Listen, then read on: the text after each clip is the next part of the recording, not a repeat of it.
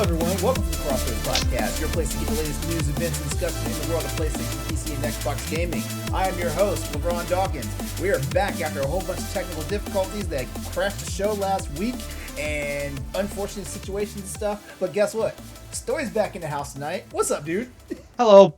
I see in the notes that you call me the patron saint of all things sim games.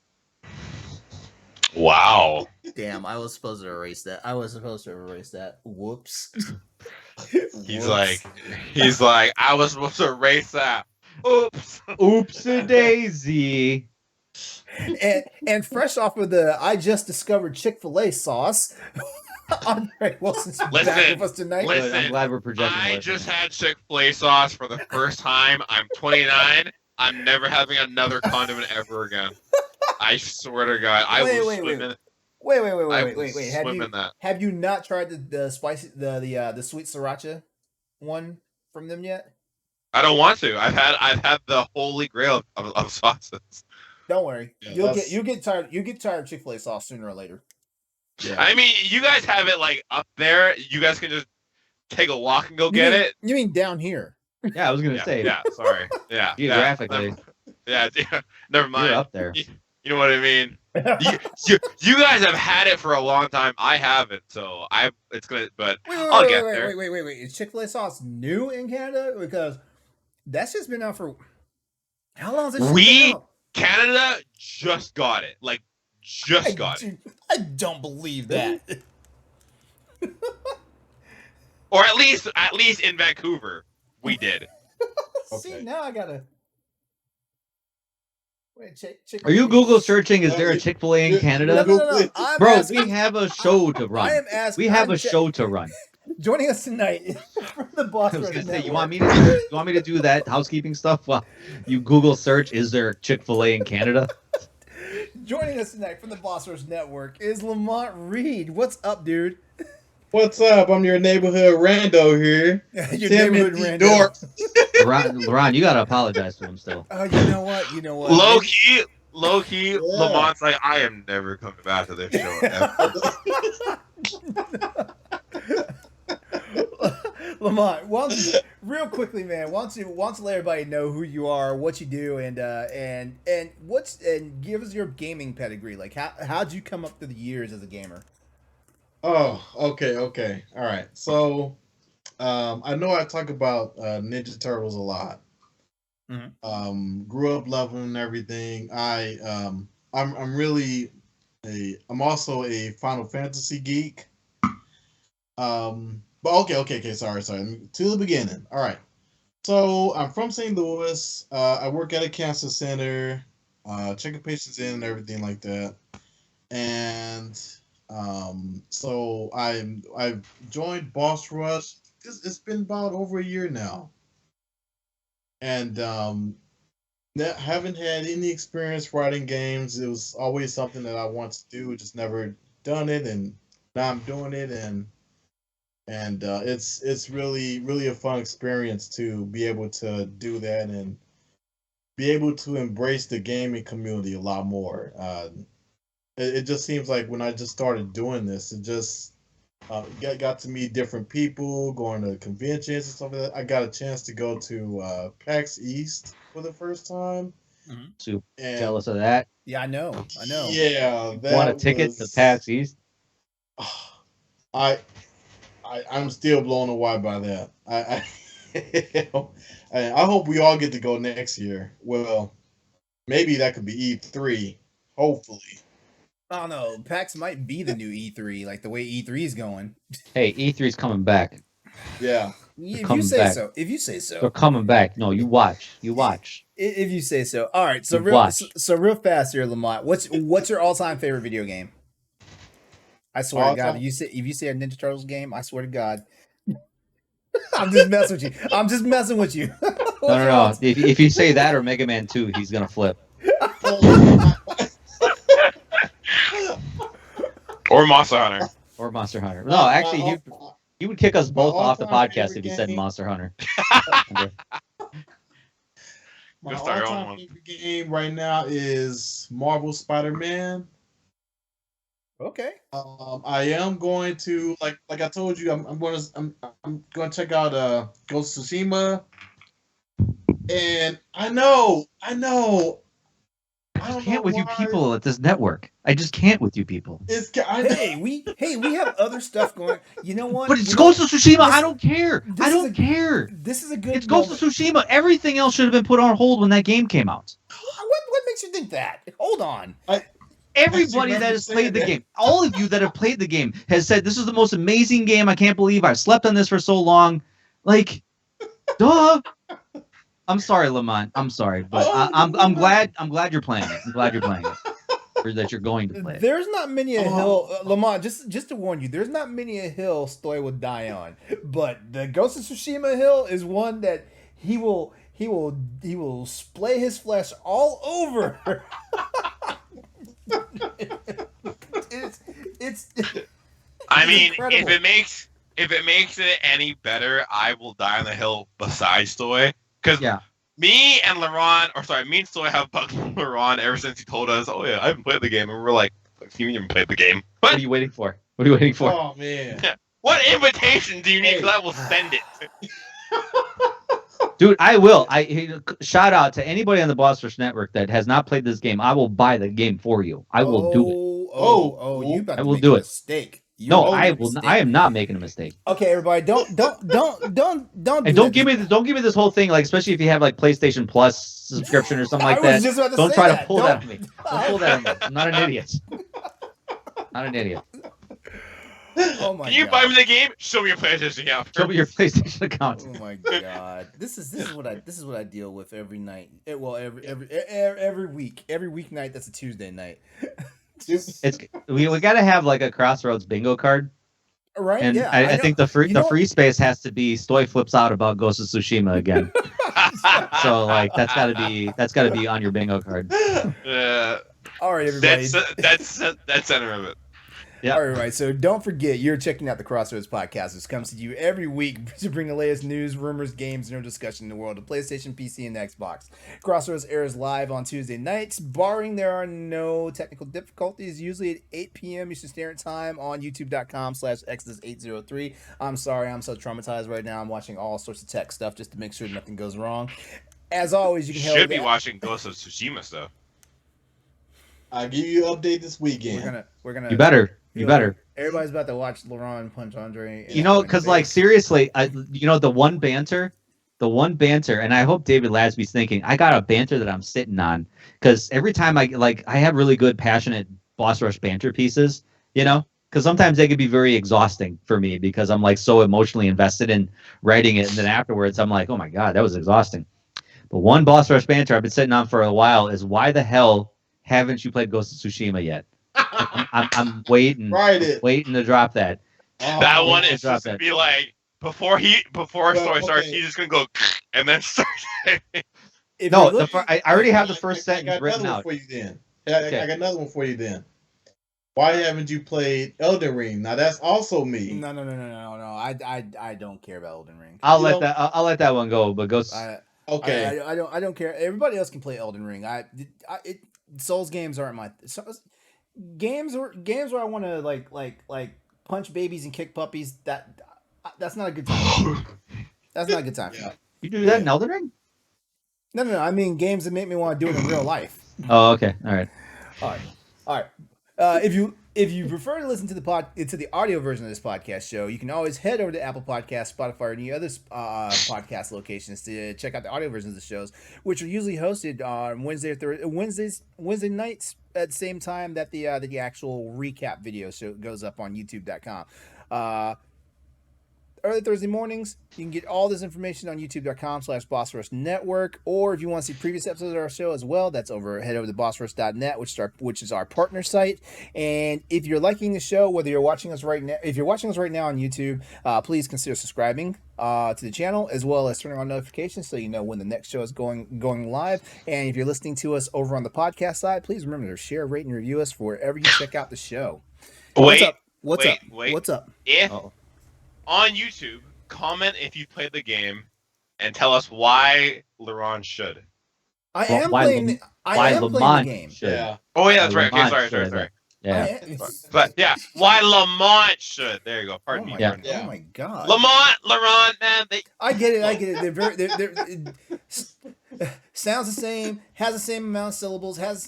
Lamont has more letters than LeRon does. I get it. I understand. It's like la and la. I understand. Yeah, Lamont this is like, and yeah. This was LeRon. actually my Lamont, nightmare. This was actually my nightmare in grade school when someone else would be in the room with a very similar name as me, and it's like, well, number one, it took the teacher like 7 weeks to get my name right in the first place, and now we're just gonna be confused for the other person all day long for the rest You will of the be year. surprised to know that I've never had that problem. You will be surprised to know. All right, fellas. It's it's that time. What have we been playing these past couple of weeks?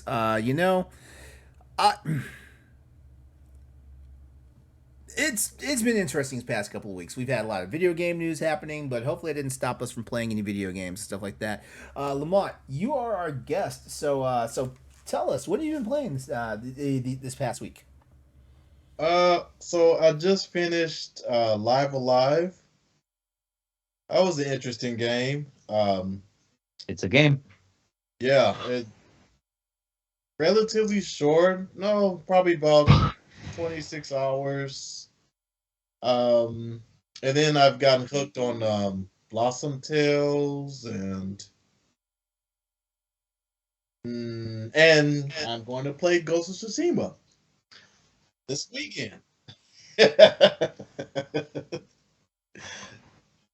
When you're blown away by it, I want you to come back to this show. Oh no, I will. Okay, all right. Yeah, All right. yeah. Oh, definitely, I will. Yep. Give you that update. Well, all right. So you said Live Alive is relatively short. See, why is 28 hours considered short? Like, that just boggles me. I guess that boggles me. To 40. I don't know. For RPG of that type. Video games are too long.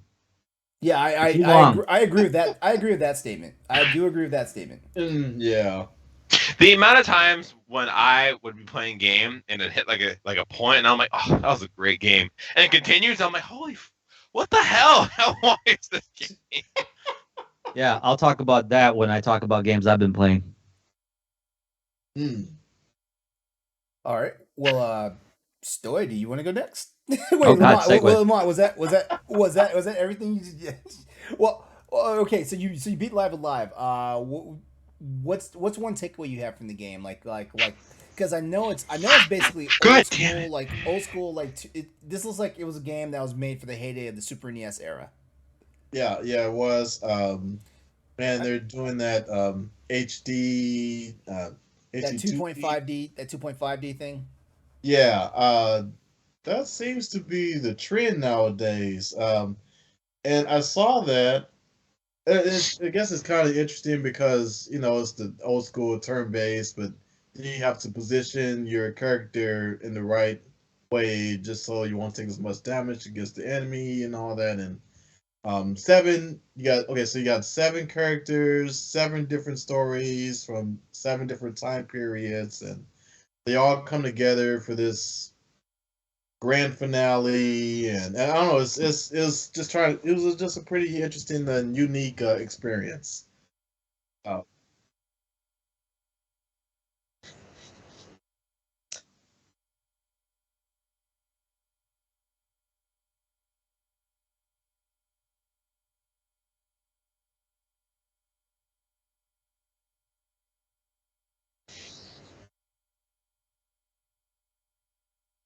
Well, now that I'm wondering, could they remake Chrono Triggers that way?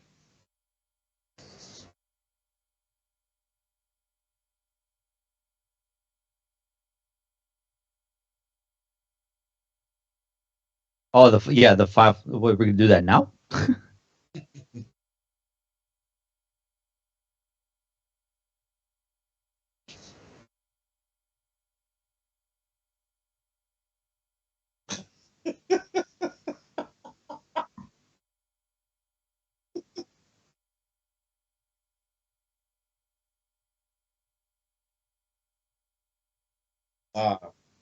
Yeah.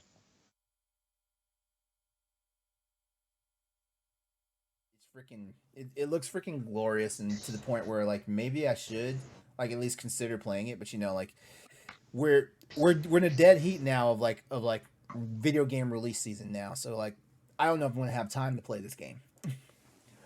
Yeah. What sucks though is on Nintendo Switch, which means it's gonna stay $60 forever. Yeah. Mm-hmm. Speaking of that, just to kind of add to that, I went to my local GameStop today. Breath of the Wild is still $79.99. I'm like, are you fucking kidding me? Like, still? Oh, I forget. Yeah. I was about to say always that's been- I forget that's Canadian That's the loony. dollars. That's the Yeah, loony. yeah, that's forgot. the Monopoly money. Monopoly money. Yep. All right, But so just like Switch games, like will die at the price they come out at. I swear to God, they will stay that same price forever, and it drives me insane. But is that good or bad? So it's just an add-on. You know, it's good because Nintendo knows you're gonna fucking buy that shit anyway. Exactly. No matter what the price is. Yeah. No matter what the price is. So you know what? You're gonna pay your $79.99. Because I will walk in there mumbling all kinds of curse words, drop my bank card, and walk out with the game. I'm telling you, 'Cause man, there's- I'm telling you, man, you just got to know when to strike, man, because I watched Breath of the Wild for like 2.5 years, and then one day I walked in GameStop and that damn thing was $30. I'm not sure if that was a mistake or whatnot, but I snatched it up immediately because the next time I came back, it was back to full price. Yeah, that had to be a mistake. Yeah, I was gonna say that was a red herring, whatever they call that. Yeah, for real. All right, Stoy, you're up. What you been doing? Speaking of games that are too long, when I watched the Assassin's Creed showcase a couple weeks ago, I was like, man, I really want to get back into the series, and I kind of stepped away from Valhalla because like 45 hours had passed in the game, and I was like, why is this game still going on? And I don't feel like I'm even halfway through it. Oh my God. Yeah, I was like, man, why is there so much of the map that's unexplored? And 45 hours in, oh my God, I don't even know who the main villain is. I really don't. AC After games 45 are hours? like a long live commitment. Like they're good, but it's just like you have to be committed to play them. Yeah, because I got to a point where like I got to a point in the game, and this was like before I had walked away from it for months. I went back. I got to this like significant part of the story where like there was like this main villain. She was like this really kind of like psychotic like knight of the order, so to speak. And it's like all of a sudden you kill her, and then it's like that can't be the game because like still like 3/4 of the map is completely unexplored and open. Mm-hmm. And I'm like, okay, all right, I guess the game is on. So it's like I don't really know who the villain is now at this point, like because basically like you know in surrounding England or whatever. You have these pledges, so you have to go to like certain parts of the map to say like, hey, go to this place, this king wants to talk to you, or go to this place, you have this Nordic tribe that needs help with something. So like you go there, you do like certain number of main quests and side quests in that area, and then basically the only objective you're doing is you're trying to get support for your army, so to speak, your little Nordic army. So like those are basically the stories at this point. So it's like I don't know what the main objective is. Like, what am I preparing for? I have no idea. I totally forgot. But I mean, I love the hell out of this game. I got significantly further, and I still feel it's like I'm like at 70 hours now, and I'm like, this is too fucking long. This is too long, man. That's long. Holy. I can't. I just can't with these games. You know, Assassin's Creed 2 especially. Like, what the hell happened with Assassin's Creed though? Like, I remember the game. Wasn't the original Assassin's Creed? Couldn't you beat that in like less than 20 hours? Yeah, I think it was like 15, 17 hours. Like it was it was such a streamlined game. And that's what they're doing with Mirage. Mirage that's coming out, it's going to be taking place in Baghdad. They said they're literally going back to that kind of like smaller, because I think it's going to be taking place entirely in Baghdad. So like you're not going to be traveling like, hey, go help this guy 10 miles away, you know. I heard, not to shoot your thing down, but I heard the map is as big as Valhalla. That's what I heard, but I could be wrong. No, don't do that to me, Ubisoft. I can't. I'm sorry. I don't want to. I can't with this. Deflate your balloon, but that's what I heard. I just can't with this. Like I understand, like you know, there's a piece for that. There's a whatever, but just stop with the whole like like you pull up the map and there's like. I downloaded the DLC for it. I was like, oh yeah, I forgot I had the DLC for it. and like I downloaded it to my hard drive, and I thought the map was cluttered with too many freaking icons to begin with. And then all of a sudden you download the DC and the DLC, and all of a sudden they're like, "Hey, we just added a bunch of new icons to your map." It's like, why did you stop? No, I don't need more fucking icons on my map. I don't want to open my map and immediately get anxiety because I don't know what to do. Literally, that's what it is. Because Yeah, it's like, because you get those people, some of those people that it's like, I gotta clear the map before I move on, and I stopped being that because of these games, because I'm like, I can't deal with this shit, like, And it's like, sometimes you'll find a place in the map, and it's like you'll go there, and it's like, well, where's the thing that I'm looking for? And you're looking around all over the place, and it's like one tiny little freaking box just sitting there that you could completely miss. Anyway, I love Assassin's Creed Valhalla. I do. I really do. I really do. I really do, because I love the Nordic culture. That's the one part that I will always play Assassin's Creed games, because I love the detail to culture. I love the detail to the time period, having everything be as authentic as possible. I'm a sucker for that stuff. And Lamont will be happy to find out I am diving deep into the Cowabunga collection, Teenage Mutant Ninja Turtles, and I'm going back to my roots. It was kind of weird. The first game I played when I popped that in my Switch, the first game I played was Teenage Mutant Ninja Turtles for the Game Boy. Wow. Like, it was weird because I knew I could beat that game in like a half hour, and I just did. Yeah. I just ran right through it. Well, I played that. Yeah, it was like it's such a simple game, and I love that. It's like, even like the retro games nowadays where it's like, hey, we're gonna go back to your roots and stuff like that, but it's like all of a sudden they start throwing in like RPG elements into these side-scrolling beat 'em ups. It's like, nah, don't give me that. Don't give me that. Just give me a sword and just tell me where to go. Go right. That's it. Yeah. Not every game. I didn't realize how Teenage Turtles in Time, the arcade version, that game is hard. That game is brutal. But it's like those arcade games where it's like, hey, you like this game? Keep pumping in quarters. Yep. So that's why I like the Super Nintendo version better, because it's actually more playable than just like getting your ass kicked. Yeah, it is. I like that one too. Yeah. Yeah. Okay, sorry. I just saw a tweet from LeRon and Stoy. So I just saw a tweet from Corey, and it said, I think it's time to start looking at getting a PS5. Horizon, God of War, Ghost of Tsushima, and Uncharted are all games I really want to play. I saw that. I'm sorry. I didn't mean to just diverse into the. I saw that tweet. I saw that tweet, and you know what? I had to really fight myself because I was about to hit the block button on his ass. I was really about to. I'm thinking about doing that right now. I'm thinking about doing that right now. Remember last week? Remember last week we were on the Bosses podcast, and Corey was like, "There's nothing I want to play on it. There's nothing I want to play on PS5. That's why I haven't gotten one yet. There's nothing I want to play on the PS5. Remember that? Yeah. Anyway, sorry, you want to come back to the Bosses podcast tomorrow night? Hey man, we just all gang up on Corey. What's good? Surprise, motherfucker! I gotta see that. Yeah.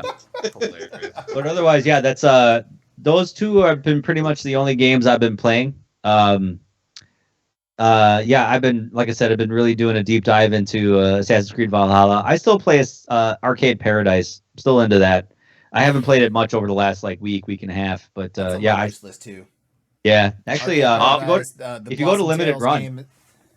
If you go to Limited Run, you can buy a physical copy of it, or I think on the Arcade Paradise store. I wrote an article about it.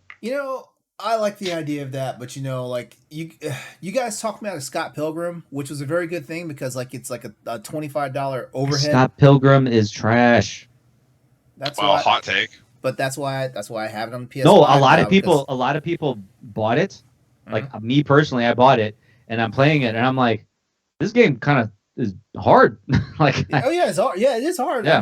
I remember being hard as it was. I had it in the PS3. Yeah, but I think much time has passed because like Scott Pilgrim versus the World was like kind of like they ushered in the renaissance of the side-scrolling beat 'em up. So we got good games like Streets of Rage 4, River City Girls. Yeah. Yeah, those are kind of like the pinnacles. Whereas Scott Pilgrim, it's like you play it again, and it's like, oof.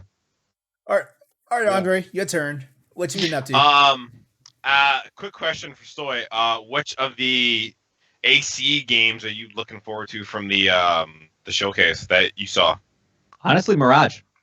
Yeah. Okay. Cool. Yeah, I'm really looking forward to that because I mean Japan, like Codename Red or whatever, like that's cool. I did a deep dive into the other one, Hex, and I think that's going to be Hex looks really interesting for sure because it like. So Mirage, I'm really glad they're going back to the roots because that's where I fell in love with the series.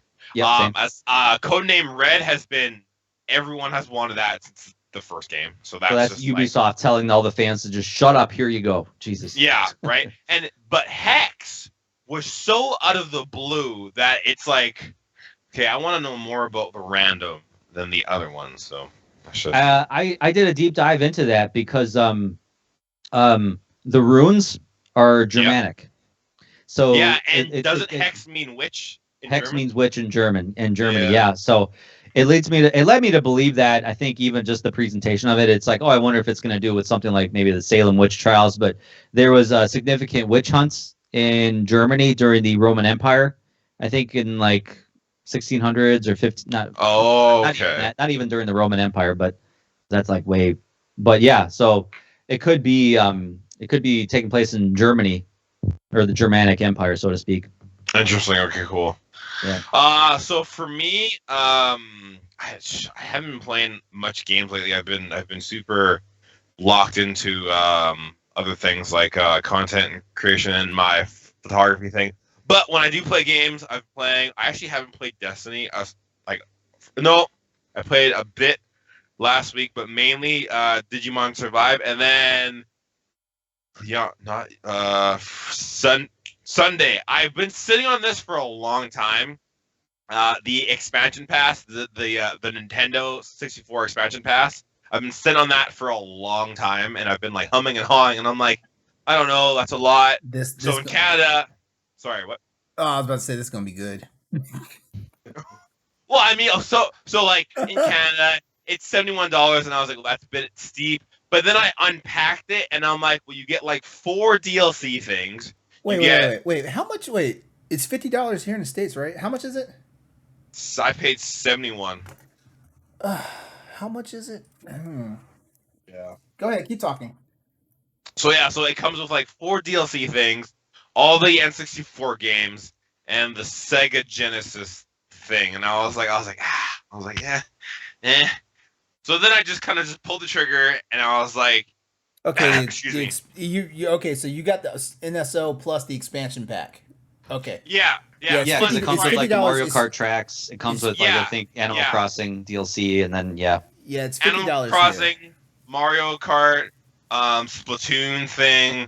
Oh yeah, that game. Thing, Sega Online, and then all the N64 games. So really, I'm like, okay, that's actually a lot of content for $71. And I also thought of it in the sense where games are coming to it, where we're getting a Pokemon Stadium 1 and 2, Mario Party 1, 2, 3. I like that logic. I don't mean to cut you off. I like that logic, no. But why the hell are they doing it in year 5 of the Nintendo Switch lifespan? Why? No idea. Why? It kind of boggles my brain. For the simple fact is, I feel like this console right here probably only has like another 1.5 to 2 years of life left to it, and unless the upcoming Nintendo the successor to this is just basically a beefier version of this, with a different architecture.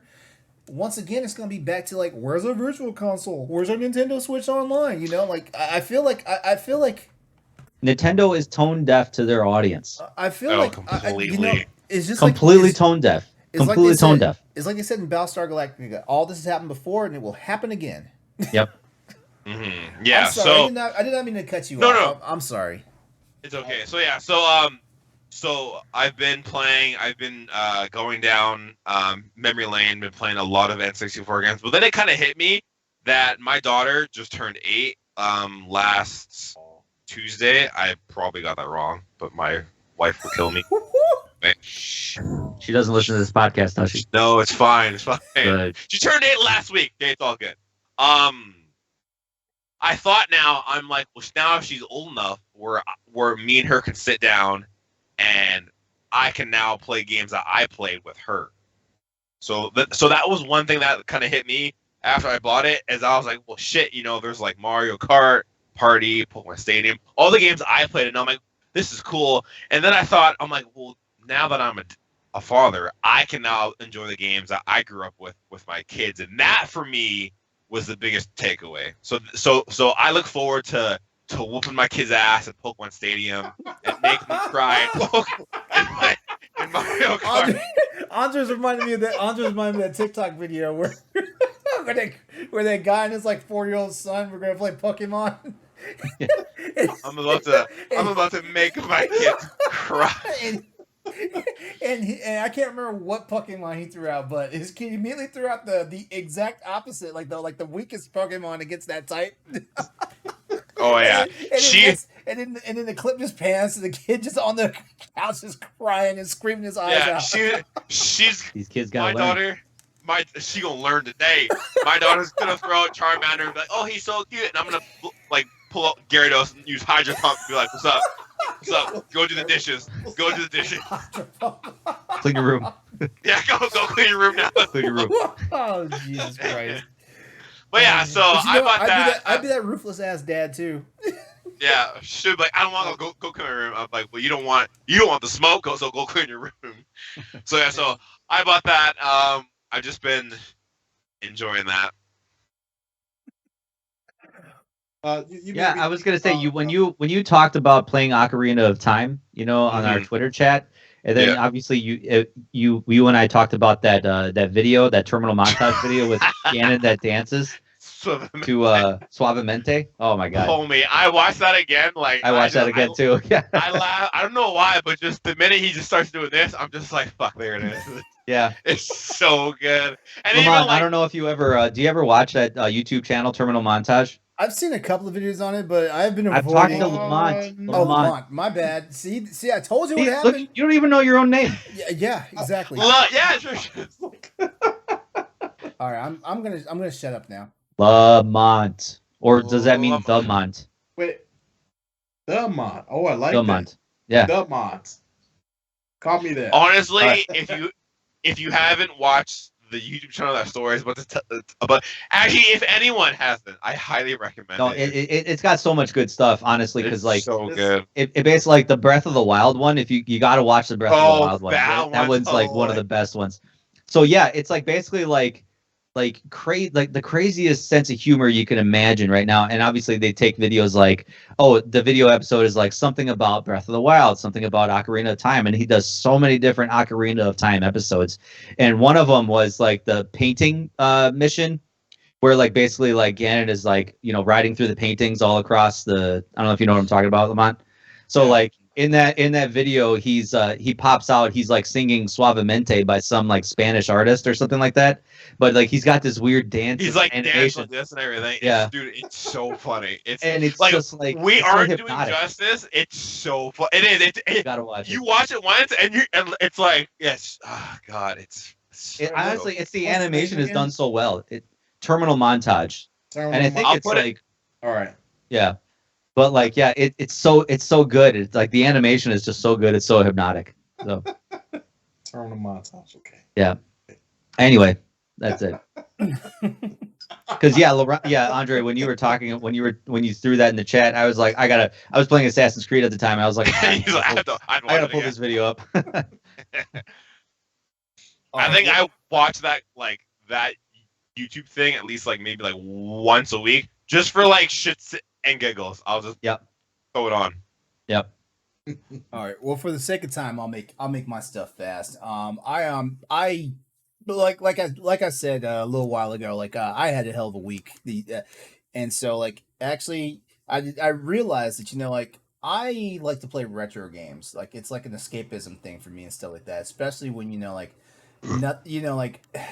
it's just one of those things where I just gotta get back to feeling good and whatnot. And I found myself playing The Legend of Zelda: Link's Awakening over the weekend, and man, talk about like the perfect pick me up. I really gotta say this, man. There's something about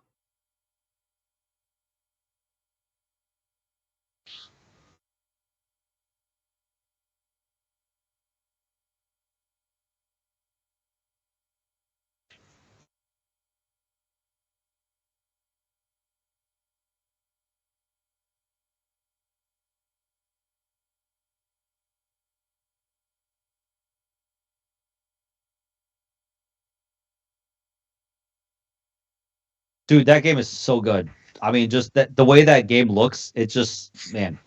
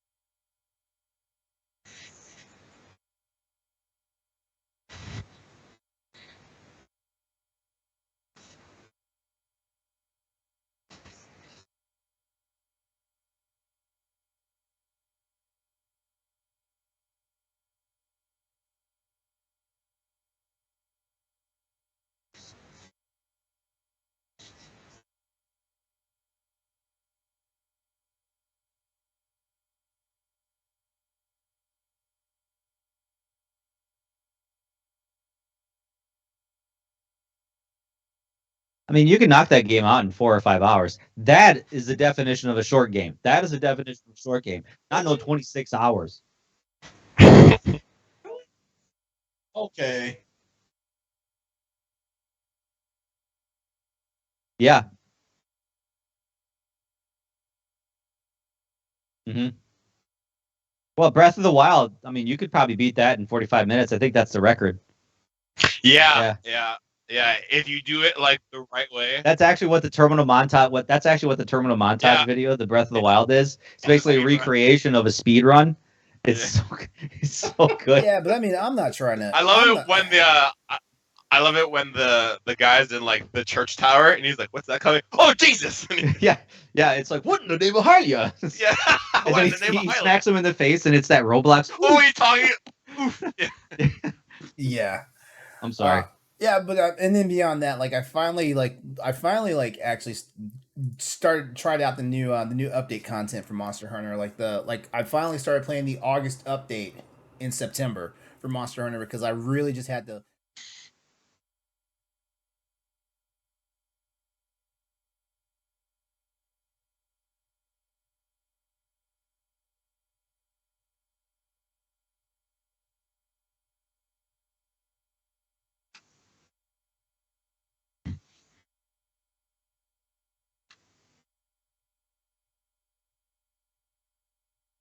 So can I ask you a question about Monster Hunter? And you're going to be, like I said, I'm participating in this conversation now. I'm not going to make fun of you for This it. may be a first time Stoy's ever asking him about Monster Hunter. Yes. Monster Hunter Stories for the Switch. Turn-based combat? Okay. I forget where I was watching this. I was watching a video or something like that, and they said, like, Monster Hunter Stories is, like, a good, like, kind of, like, if you don't want to do the, kind of, like, the grind of it, like, if, yeah. Like typical RPG grind, but I mean, like it's got like it's got like a really good story. It's story focused more so. Yeah.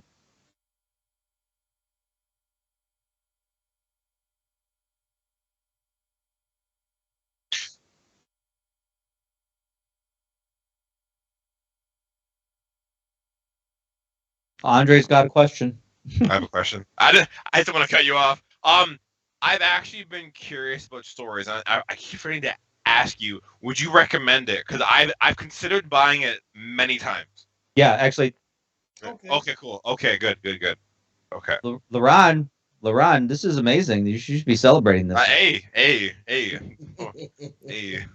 I mean, all in due time, fellas. All in due time. I mean, you're still gonna catch hands and come to Canada, but hey, you know what I'm saying? Lamont, I was a proud father when LeRon came up to me and said, I just started playing Ghost of Tsushima, and it is one of the most amazing games I've ever played. I was a proud father that day.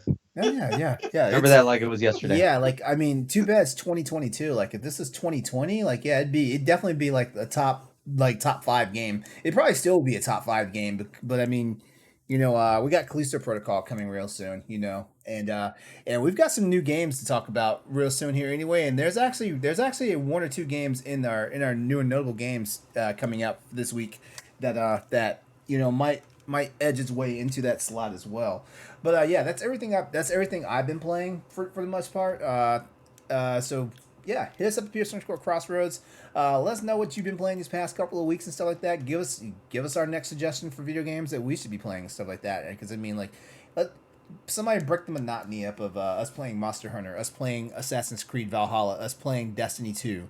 You know, break up that monotony. You know, like we enjoy suggestions. Like I mean, I found it's a suggestion to play Ghost of Tsushima. So there's that. That See, shouldn't now have even been a Stoy, suggestion. That shouldn't have even been a suggestion. now we just need to get him to beat RE4, and we've done it.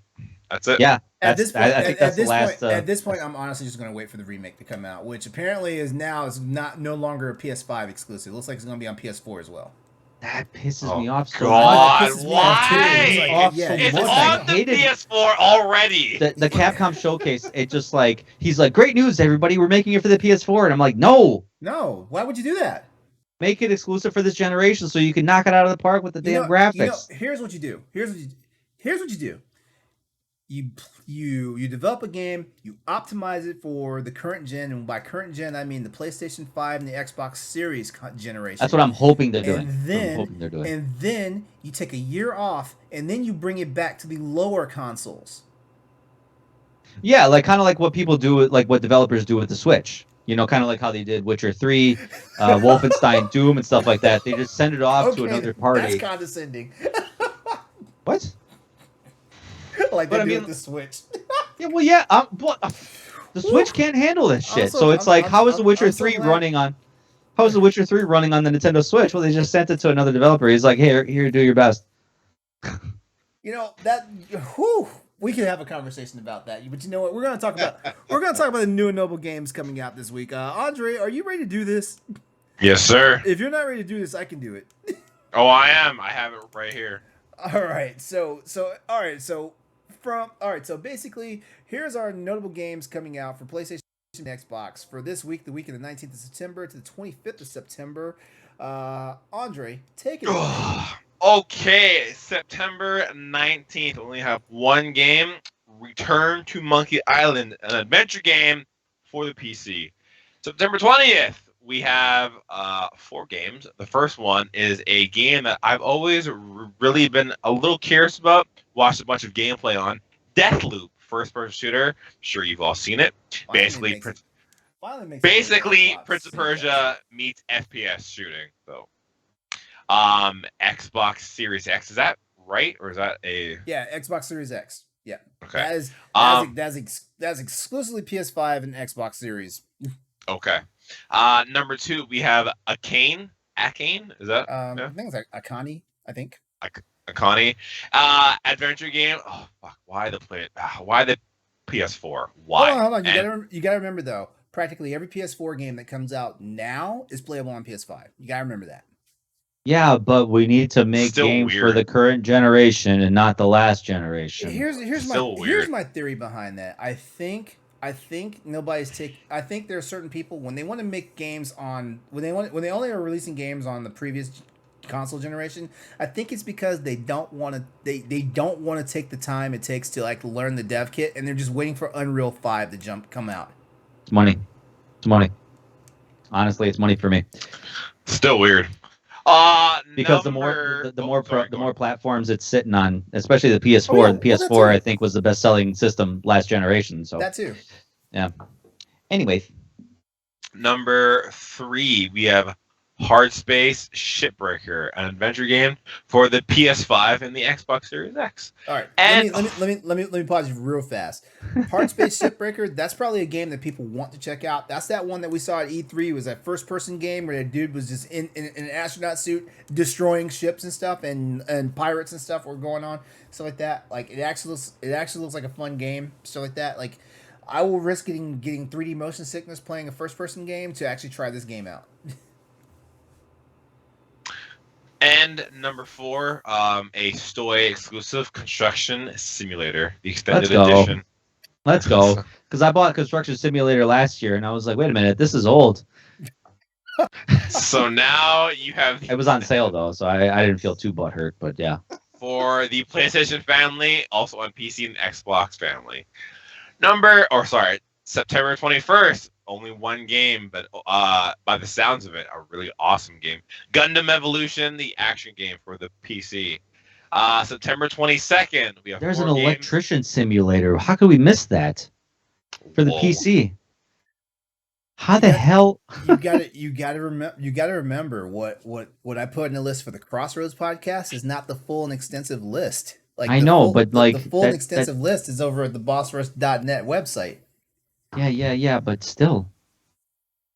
How the hell? Anyway, sorry. September 22nd, 4 games. Number 1, the Diofield Chronicle. Diofield Chronicle. I'm not sure. I think it's Dio. Okay. Tactical RPG for the PlayStation family. It's coming Xbox out on every system. family. It's coming out on every system. Every system.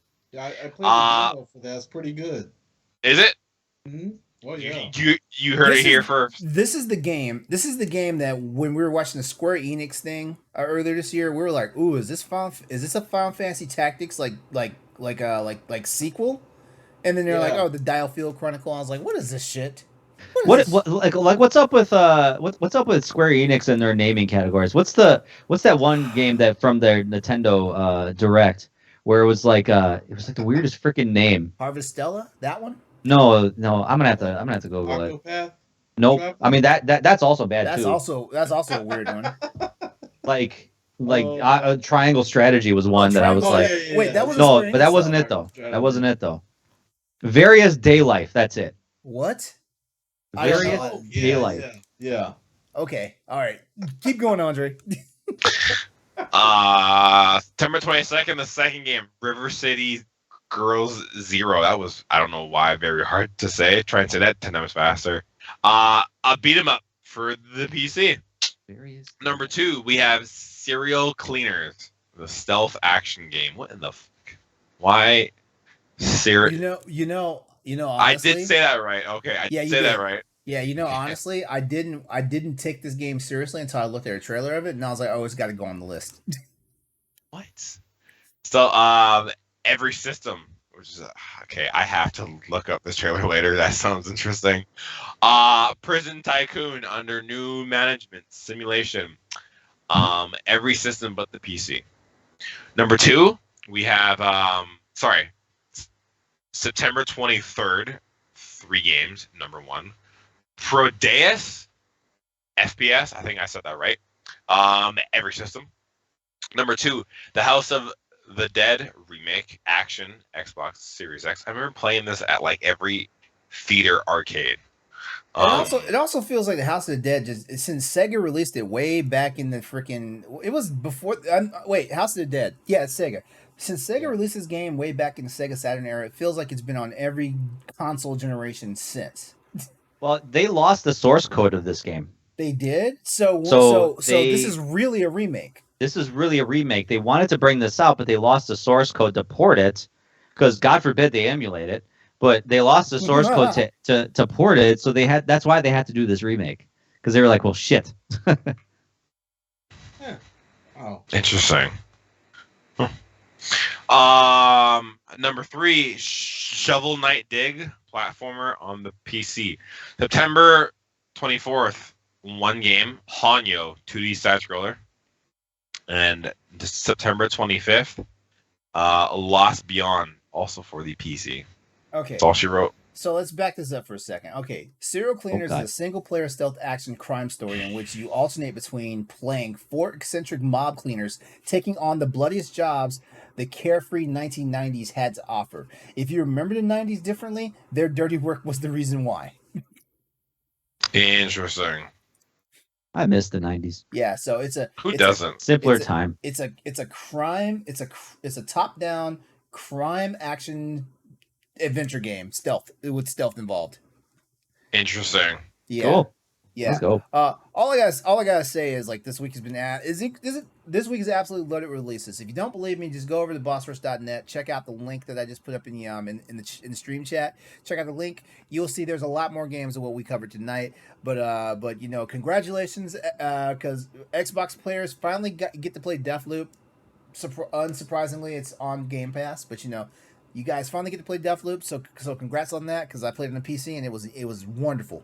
And then I just gotta go ahead and say this real quickly before we move on to our next topic. Is it me, or does it seem like 2022 was like a renaissance for strategy and tactical RPGs?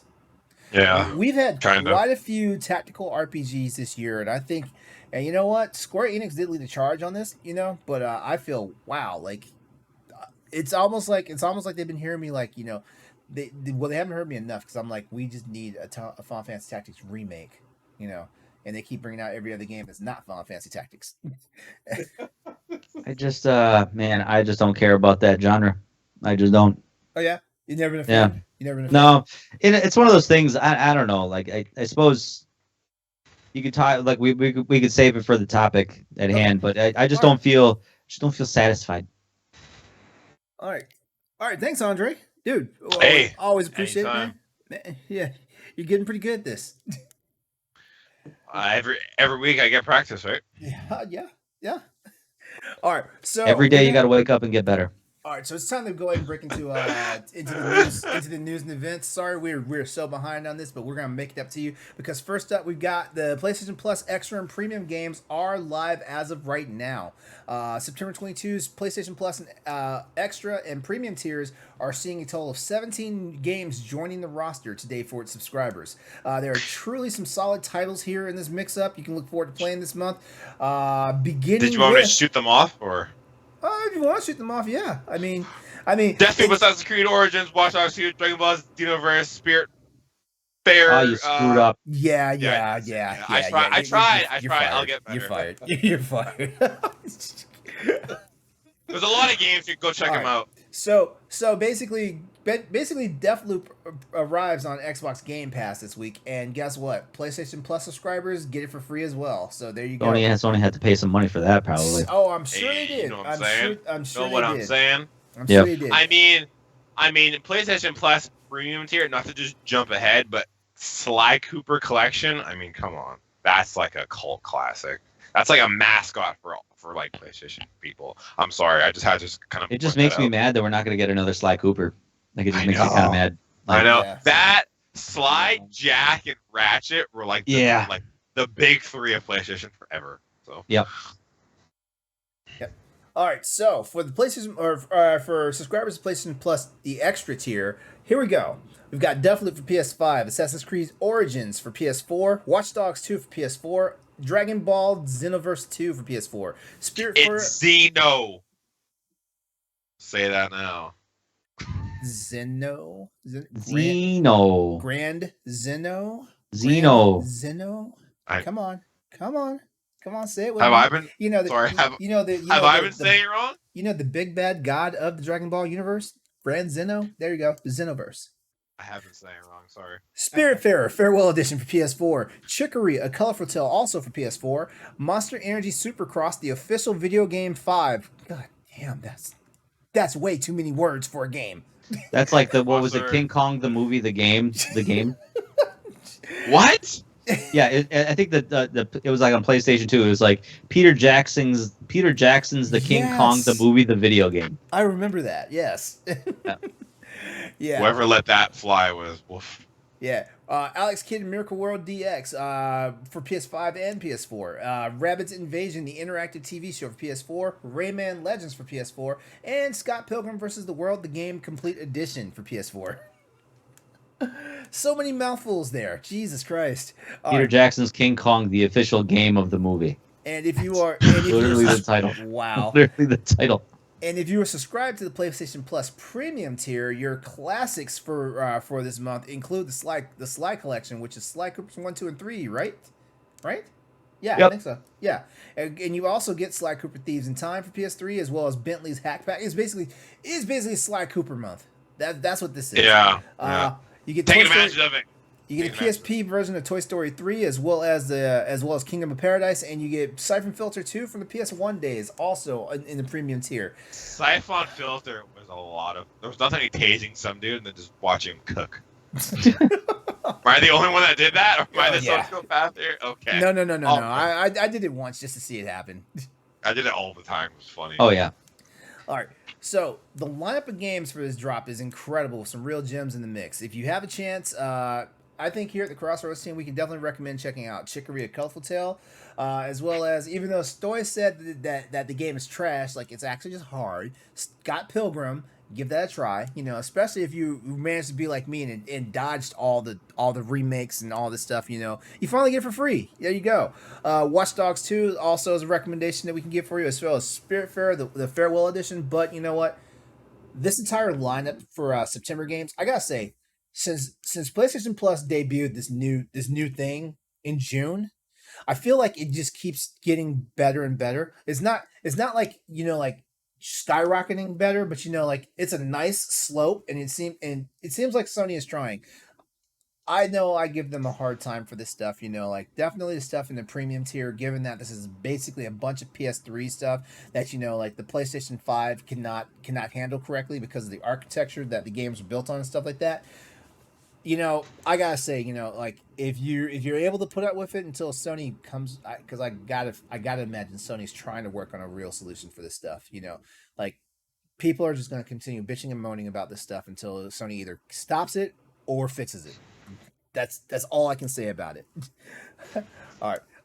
But also remember, all PlayStation Plus subscribers, whether you're on Essential, Extra, or Premium, you also have 3 other games that came out at the beginning of this month, which are Tome, Need for Speed Heat, and Grand Blue Fantasy Versus. There we go.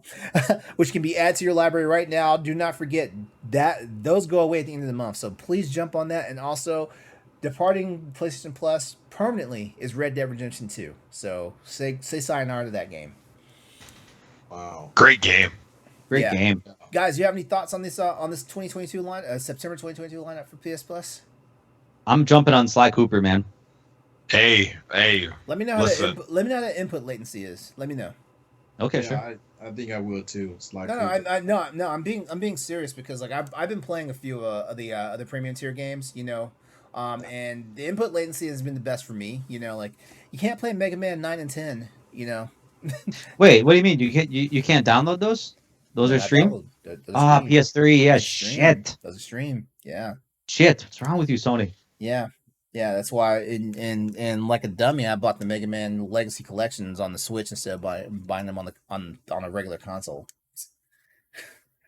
Hold on. I know. There are days though. All right. Let's go ahead and move on to our next topic. We got some PlayStation news here. There is no backwards compatibility coming for PSVR 2, and this has been confirmed by Sony. Speaking on episode 439 of the PlayStation Blog Podcast, the Senior Vice President of Platform Experience, I love these job titles. I really do. Mr. Hideki Noshino said that PSVR games are not going to be compatible with PSVR 2 because PSVR 2 is designed to deliver a truly next-gen VR experience. PSVR 2 has much more advanced features like all new controllers with haptic feedback and adaptive triggers and inside-out tracking, eye tracking in the headset, 3D audio, and all coming together, of course. So this means developing PSVR 2 requires a whole different approach to the original PSVR 2. I'm going to take a stop right here and just say this. The reason why, and because I've seen the discourse online, and it's heartbreaking because people just don't get it.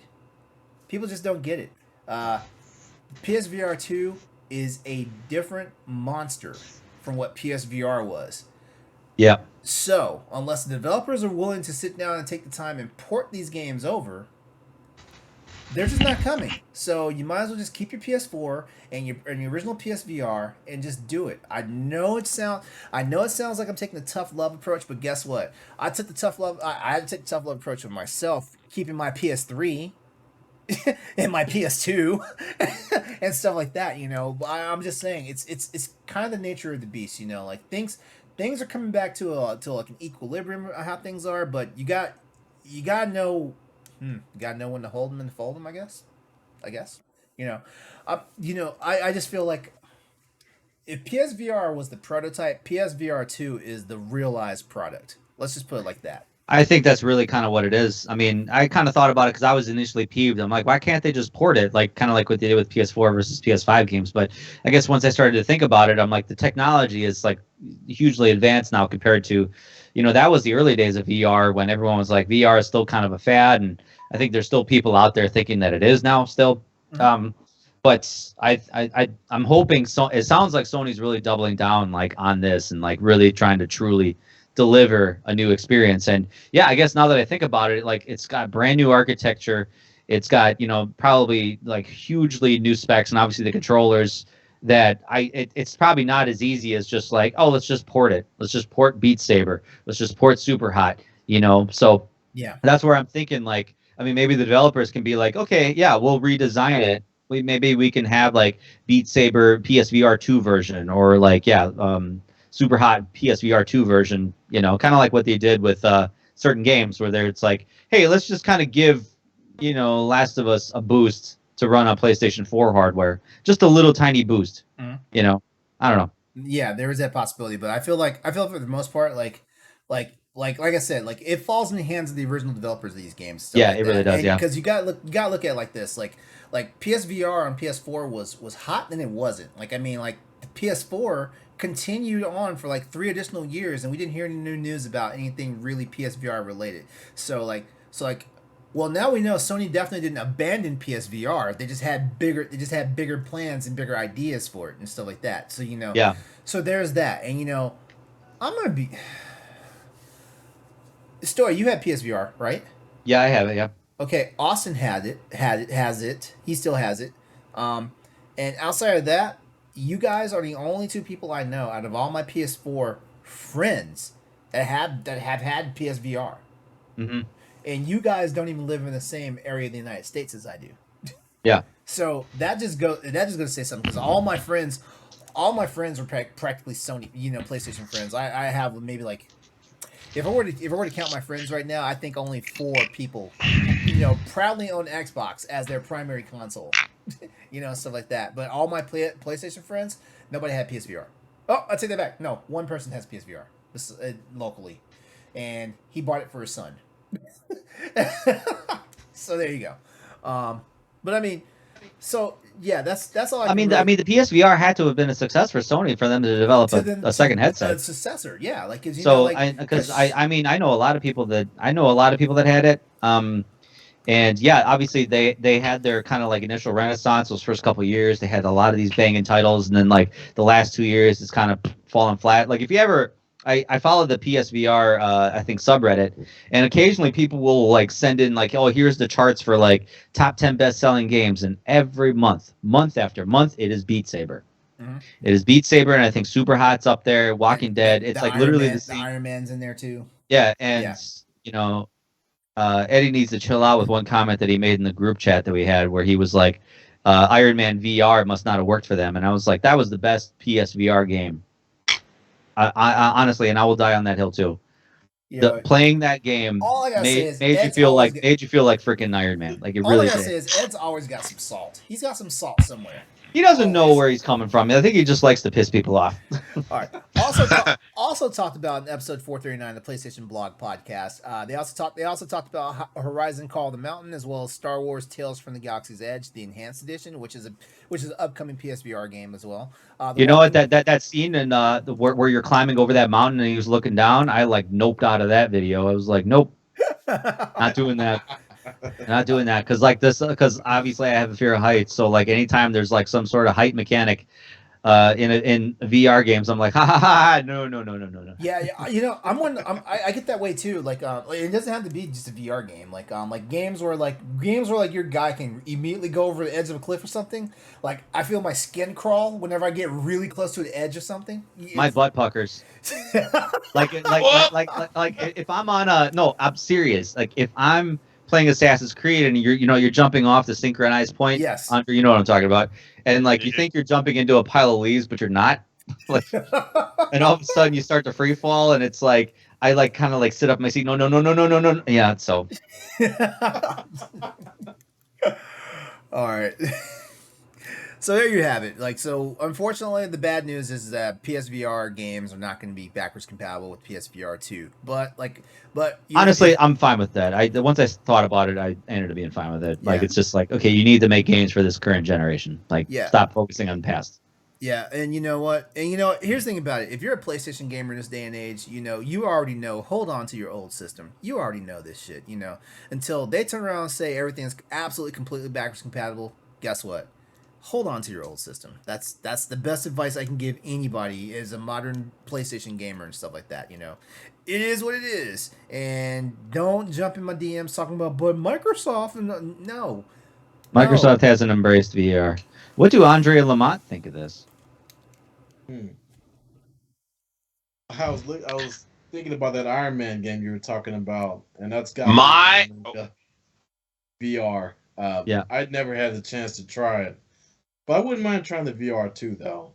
For sure. VR is not my thing.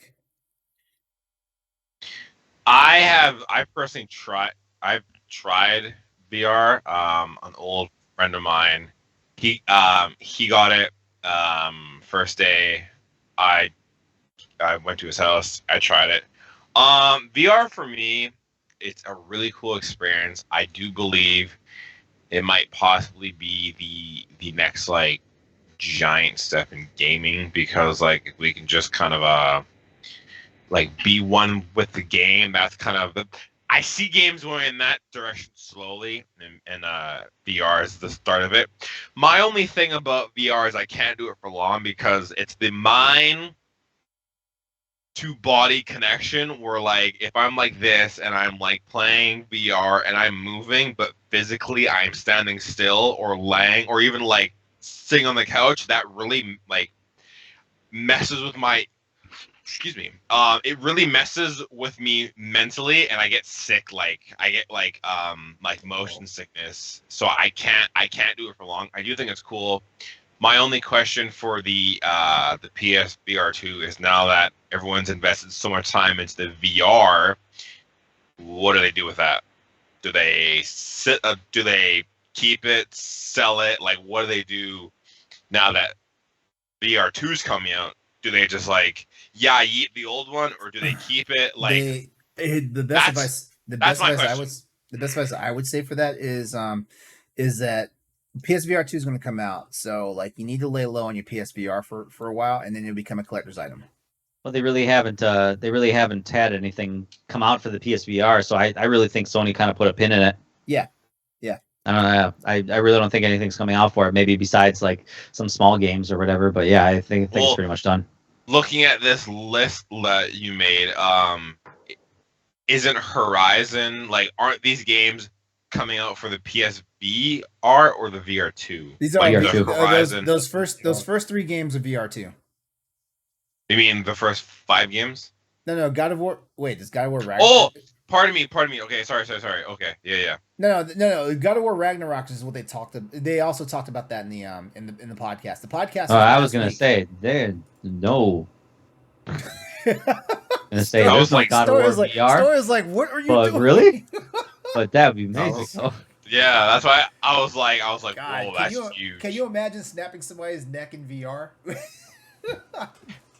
Honestly, one of my favorite PlayStation VR games was a small one. It was like the Batman Arkham VR. One of my favorite parts was like literally being in the Batcave and putting on all your elements of the Batsuit. Dude, so cool. That just sounds so nerd. Whatever, man. I don't care. I geeked out when like the first mission of Iron Man, where it's like you're having all the pieces like boost onto your suit. And then, like, when the mask all of a sudden comes off your face, I was like, oh, my God, I'm Iron Man. I'm Iron Man. I'm the Iron Man zooming in the sky. So, like, these 3 games are cool, but my big question is that, like, if you have, like, VR1, like, what do you do with it? Right? So, collector's item. Yeah, I guess that. Yeah. Which is kind of like, I don't want to say an L, but it's like kind of shitty that like you invested all that time into it, and now it's just like, well, it's the way of the beast. If you're a PlayStation, it's the way of the beast. If you're a PlayStation gamer, it's the way. Honestly, it's the way of the beast. If you're a freaking Nintendo gamer, like, well, I mean, the PSVR walked so the PSVR 2 can run. Exactly. So basically, that's what it is. Exactly, and you know what? Here's the problem. Oh boy. Sony spoiled us with that whole PS backwards compatibility for PS1 to PS2, and then to an extent PS3 going backwards to PS2 and PS1 and stuff like that. They spoiled us, to the fact that we we feel like we're entitled to be able to continue carrying on our older games to newer systems.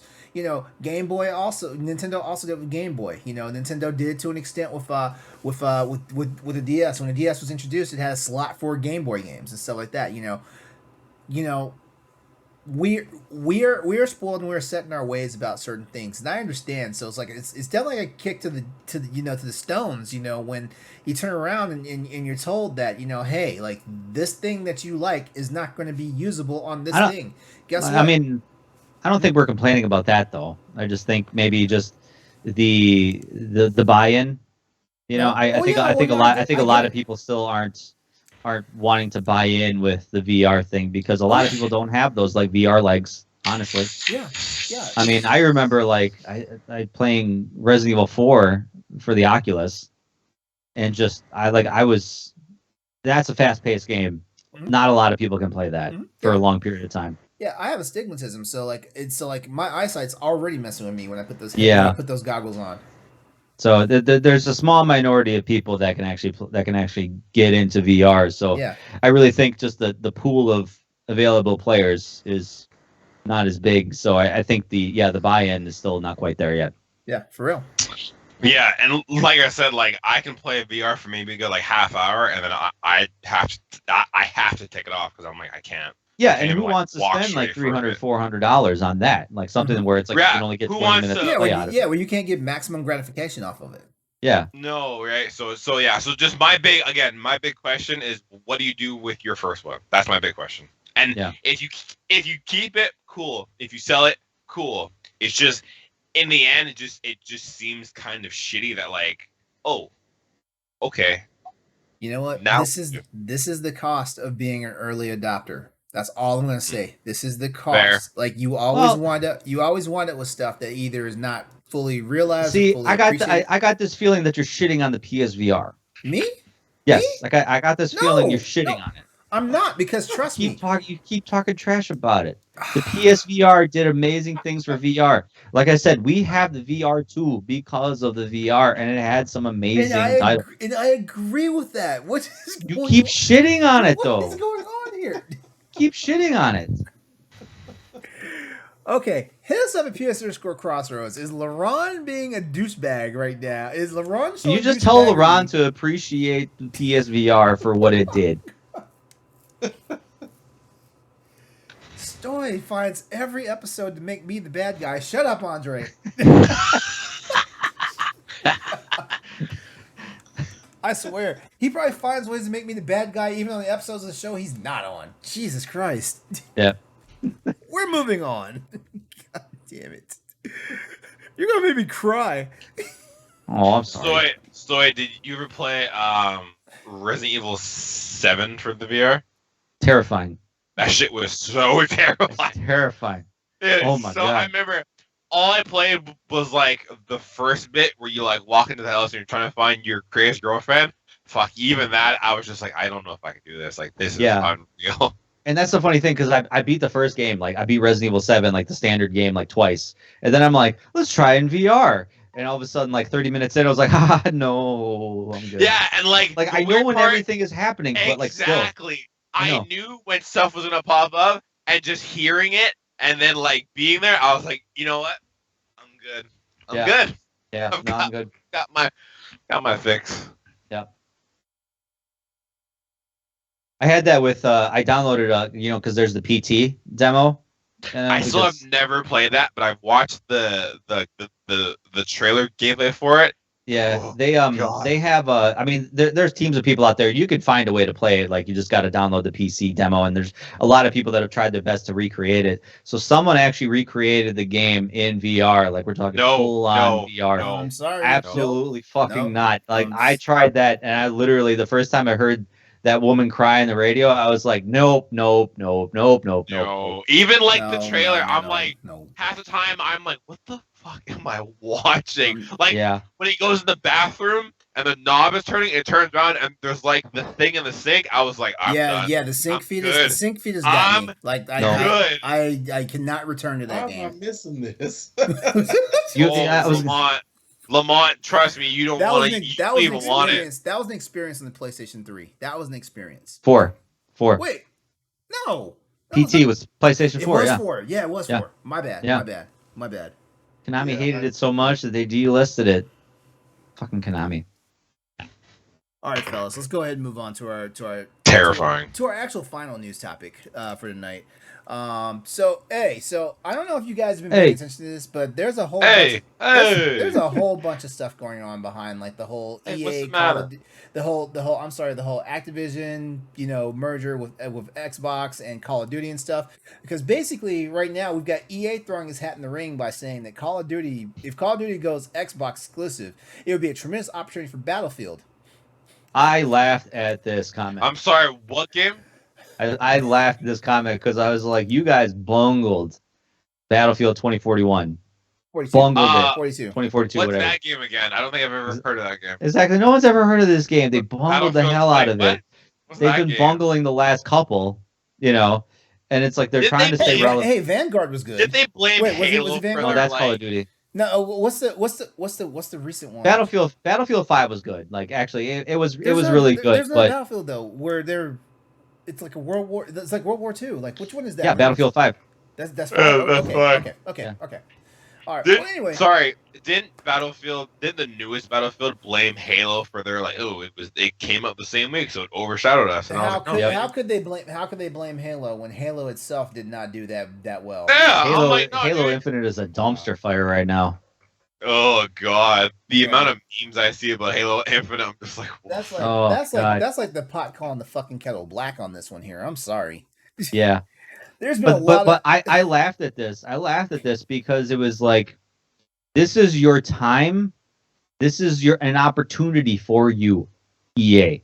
Yeah. And this is your time to come in with the killer to say Call of Duty's not on Xbox or Call of Duty's not on PlayStation. Well, we got you covered. Yeah.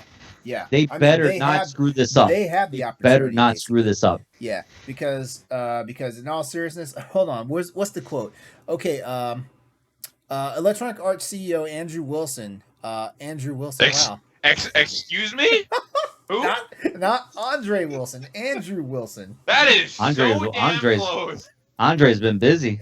That's where he's been the last couple of weeks, taking over Electronic Arts. How'd you find my burner account? Damn it!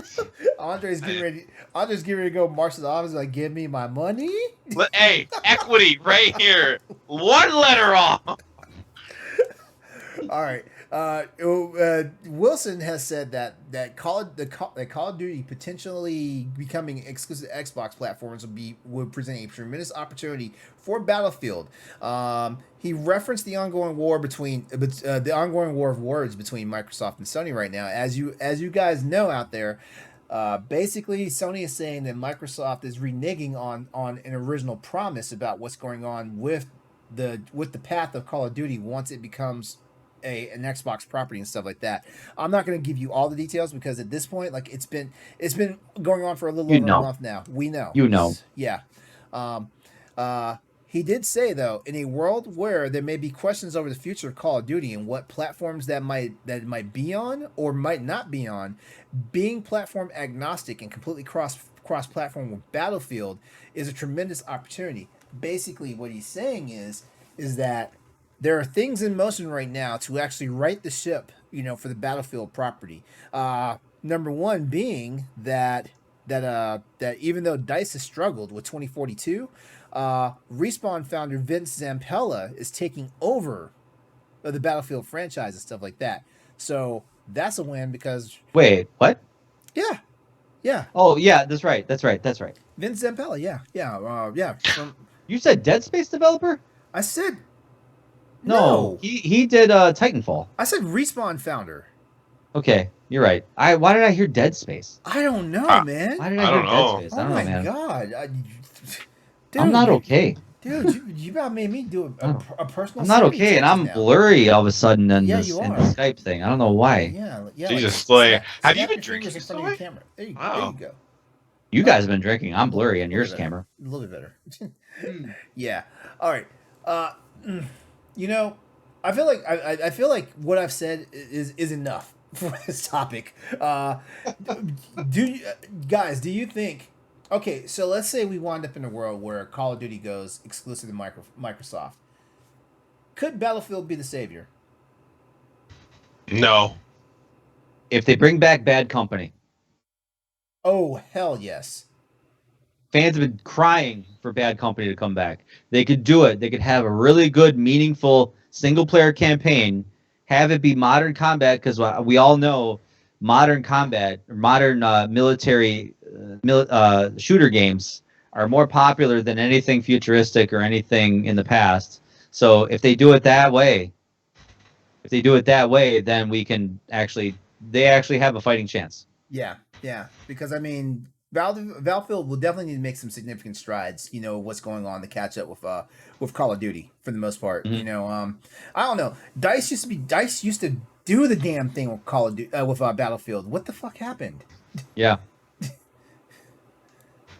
All I know is that if Call of Duty is a console exclusive, people will shit, and there will be tons of arguments everywhere. That's all I'm saying. You make Call of Duty any console exclusive, and you will have forks and pitchforks at your front door. Here's what's going to happen. Yeah, here's what I'm going to say about that. Like, there is going to be a seismic shift in the user base, but if I'm being completely honest, like, I don't think it will hurt that many more sales.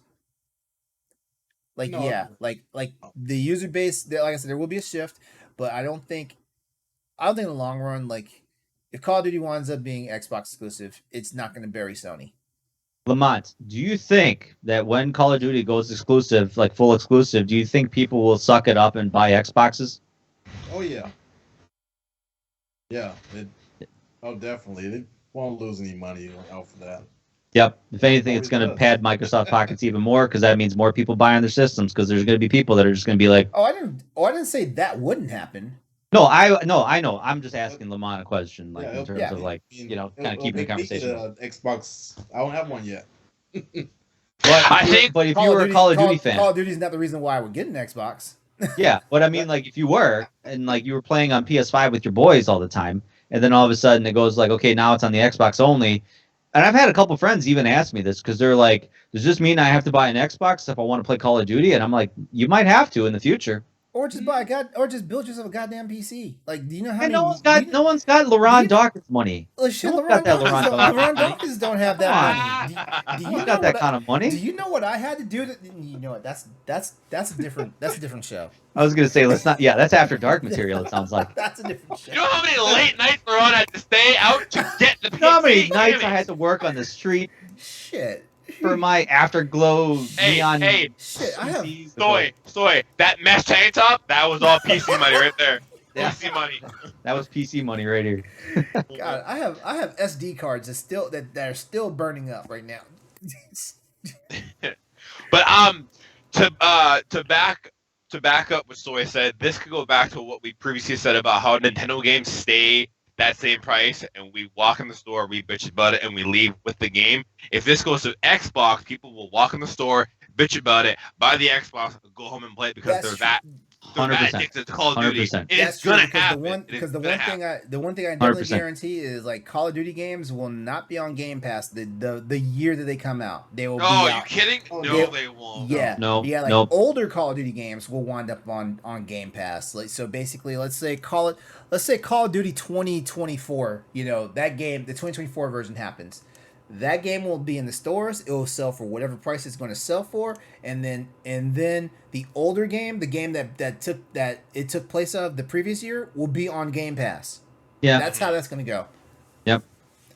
Microsoft, I will say this: Microsoft is definitely. I feel like they're throwing a lot of money out there, by putting all these games on Game Pass. But there are going to be certain games that, because I was shocked when Starfield was announced to be a Game Pass day one. The game. Well. Yeah, Starfield. I'm sorry, Starfield. Yeah, Starfield. Yeah. Yeah, I was shocked at that, because I was like, that's a game you should be actually selling for real money. The thing that I think is going to happen is, I think the campaign is going to pop on Game Pass. That's a possibility. But they may change their multiplayer to free to play, kind of like they may double down on Warzone. And maybe they mesh in all the other multiplayer content into that. I don't know, but I mean, I wouldn't be surprised if they actually put this fully on Game Pass. I really wouldn't be surprised. Yeah. Any final thoughts on this? No. All right, guys. Well, let's play a little bit of catch up here because we missed having a show last week, and there was a state of play that happened last week, and Oh my god. And Lamont, I want to thank you for joining us tonight because Lamont right here, he did the actual write up for the recap for the state of play. So, dude, you are the perfect person to be here, sit down and talk with us tonight about this stuff. So, as you guys may know, last week felt like Showcase Week with the brand new Direct from Nintendo, as well as Tokyo Game Show kicking off last week as well. But Sony also threw down, hosting their own brand new State of Play showcase with plenty of new and previously known titles that were on full display for fans around the world. We would not be a Crossroads show if we didn't do something to talk about it. So here we go. Before I start announcing everything that was thrown out there, guys, real fast, what were your overall thoughts about the state of play? I liked it. Crazy. I know at least one title Stoy is super amped to talk about tonight. I liked it. I did. You sound a little hesitant though. Well, there were a couple of things that I don't know, kind of hoped that were in the showcase, but I can understand why. It's still kind of early. I was kind of hoping to see Spider-Man 2, but I know. I was still hoping for Silent Hill News 2, Lamont. So I was still hoping for that. Yeah, I'm surprised. To be honest with you, why am I like that? Why am I like that? Well, you guys bring up a good point. Going into this, Sony announced that it was going to be a little more low key, which was kind of a lie. Now that we think about it, it's going to be low key. Yeah, this is low key for them. What the hell is? But it wasn't. But it was also. But they also said that it was not going to focus on like a whole bunch of Western properties and stuff like that. So if you look at this list, it's definitely a lot of stuff that is from Eastern developers and stuff like that. Because right out the gate we had Tekken 8, which, by the way, not only was that a trailer for Tekken, but that was also basically a showcase of what the PS5 was capable of, because the trailer was actually taken directly from certain parts of the game that was in work for PS5, and from PS5 story mode.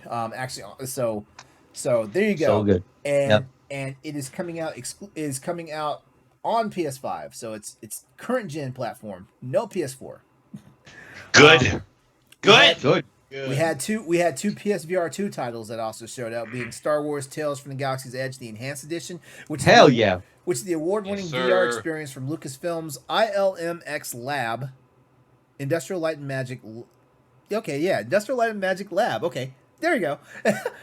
Which has been rebuilt to take advantage of many of the enhancements and hardware that the hardware has to offer. This being PSVR 2, and we're betting that this might be the definitive edition of the actual game itself, because how old is this game originally? This is a few years old, right? And they just basically enhanced it. It does say enhanced right there on the title and stuff like that. But this is an older title. 2019, I think. Yeah. Yeah. Also for PSVR 2, they also showcased a trailer for Demio, which is the award-winning VR experience that's also available outside of VR, which means I think there's tabletop games for this, if I'm not mistaken, which is coming to PSVR 2 and PS5 in 2023 with a wealth of great features that truly make this one of the best ways to experience Demio overall. You Potterheads out there, rejoice, especially if you own a PlayStation, because the Hogwarts Legacy Haunted Hogsmeade PlayStation exclusive quest was showcased during last week's State of Play, where you witness a mysterious new trailer revealing a quest called the Haunted Hogsmeade Shop, which is not only a bonus quest for the game, but also a PlayStation exclusive with an additional dungeon and the shopkeeper's cosmetic set. I'm sorry. This game looks real dark. That's Harry Potter been dark since Prisoner of Azkaban. Yeah, I believe that. I'm not a Harry Potter fan myself, but this game was pretty dark. Yeah. So that's why I'm initially when I think of Harry Potter, I think I don't want to play that kid bullshit. But now that I trust me, it goes 1, 2, and then dark. The rest are dark as shit. Yeah. I've always heard that from a lot of people. Once it kind of hits that Prisoner of Azkaban, and it's all of a sudden it's super dark. Yeah. And like kids are dying, kids Yeah. are dying and shit. And Yeah, I recently listened to all the audiobooks like last probably the first half of the year, and number 1 and 2, I was like, okay, cool, and then like 3, 4, 5, 6, 7, 8, I was like, what the fuck just happened? Like, it gets dark. So they out here killing kids. What the hell? They out here murdering these kids. So yeah, but yeah, this game does look very interesting. It's been well under the radar for a lot of people, and I think this only upped the excitement for everyone.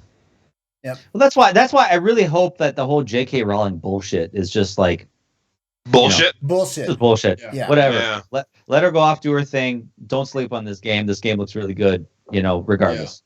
So appreciate what she created and just let it go. Even if you aren't like a super big Harry Potter fan, at least like check the game out. Yeah. These developers are working hard. That's true. For your ungrateful asses. To be like, I'm gonna buy it when it goes on sale. Or I don't believe in JR. I don't like her. She makes me unhappy. Fuck off. All right. We also got to look at a new game called Pacific Drive, which is a run-based first-person driving survival game. That's what the hell is this? In this game, your car. I'm trying to understand this game. In this game, your car is your lifeline, where you get to scavenge resources to maintain and improve your car. As long as you can keep it running, it will protect you from the surrounding dangers. Then we have Like a Dragon Ishin, which is an action-adventure historical thriller set uniquely in 1860s Kyoto, which is a fictionalized version of Kyoto. This game is the Western release of a lost chapter from the creators of the Like a Dragon series. Become the most famous revolutionary in Japanese history and bring it into the samurai era. This game will be out February 2023. As a matter of fact, that's the only game that we got some type of date for. This game cracked me up because this reminded me of that Indiana Jones, the Raiders of the Lost Ark scene, where the big dude with the sword is like kind of like flipping around, whatever, and Indiana Jones just shoots him. Just shoots him. Like that's what this game reminded me of. All of a sudden, it's like you're slashing these guys with a sword, then all of a sudden he pulls out a handgun and just shoots them. It's like what? Yeah. Also shown was a game called Sin Duality, which is set in a dystopian future where poisonous rain and deformed creatures wreak havoc on the world. And you and your AI partner must find a way to work together and reclaim the lost ground for humanity. Stellar Blade, new name, original game. This game was formerly known as Project Eve. This game looks so good. It does. It looks amazing. It looks so good. It looks amazing. Like it. Oh, that's when you know it is like legit current gen. That's when you know it's like this is PS5. This ain't coming out on no PS4. That's for sure. Yeah, they literally built this from the ground up with current gen hardware. This game was first announced back in 2019. Has been featured on a ton of watch lists. Just go see the trailer. That's all I'm going to say. We're gonna skip this next game because nobody wants to talk about this next game. Nobody wants to talk about it. I'm gonna talk about it. Team Ninja, creators of Ninja Gaiden, Dead or Alive, and Neo are hard at work again. They're coming out with a game, and they already got the next game in the pipeline. It looks fucking amazing. Their next ambitious new action RPG, where we take on the role of a ninja master on his epic quest of survival and revenge in feudal Edo, Japan. Our hero has plenty of tools at his disposal, including his katana, a powerful gun, and even a glider, in which he takes to the skies. This new adventure will unfold in 2024, and LeRon will not be playing because he shits on it. Yeah, because he's gonna shit on it. You know what? My favorite part of the trailer that it literally made me laugh out loud is he had this I think he's got this long rifle with a large ass katana bayonet on it. Like he stabs this dude with it, pulls it out of his chest, and then just blasts him with the rifle. Like it's so amazing. I love you guys' enthusiasm, but you never once said the title of the game. We're building you up to it. I want you to rewind this, copy all the words I said, and then go find it, and then comment down below. Yeah. No, it's called Rise of the Ronin. Aha! This so good. Coming in 2024. Coming in 2024. LeRon, dude. I was They can, just, they can I cook was, this I game was as long just as they kidding. want. I was just kidding. I was trying to They set can Stoy cook up this so he game could as talk. long as they want. You know what? That gives you that gives all you dummies plenty of time to play Ghost of Tsushima. You know what? Sorry, Lamont. I know you were going to say that. You know what? You know what? I'll tell you. I have a question. I've never wanted to punch somebody in the taint so badly. The taint. Ouch. Jesus. Wow. Holy. What's your question, Andre? What's your question? My question can wait till after because it goes back to Assassin's Creed Code Red. I have a question for Stoy. I can either ask it now or I can wait till after. I don't. I do your thing, man. Okay, so I should have asked this a long time when we were talking about it, but I completely forgot. Okay, so since I had this thought, and I thought of you, but forgot to ask. So since we got Ghost of Tsushima, which is pretty much kind of like Assassin's Creed vibes. Now we got Assassin's Creed Code Red. Do you think Ubisoft will have to work around the fact that there's Ghost of Tsushima out already, but not make Code Red like Ghost of Tsushima? That is going to be, I think, on the forefront of their mind to say we have to make this game not Ghost of Tsushima.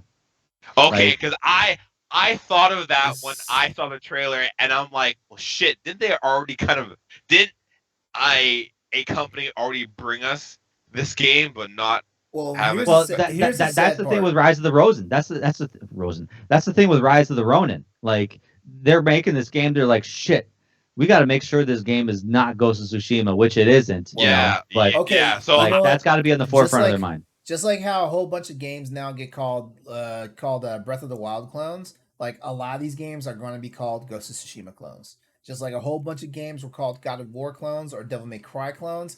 Now there's going to be Ghost of Tsushima clones, and guess what? I'm here for it.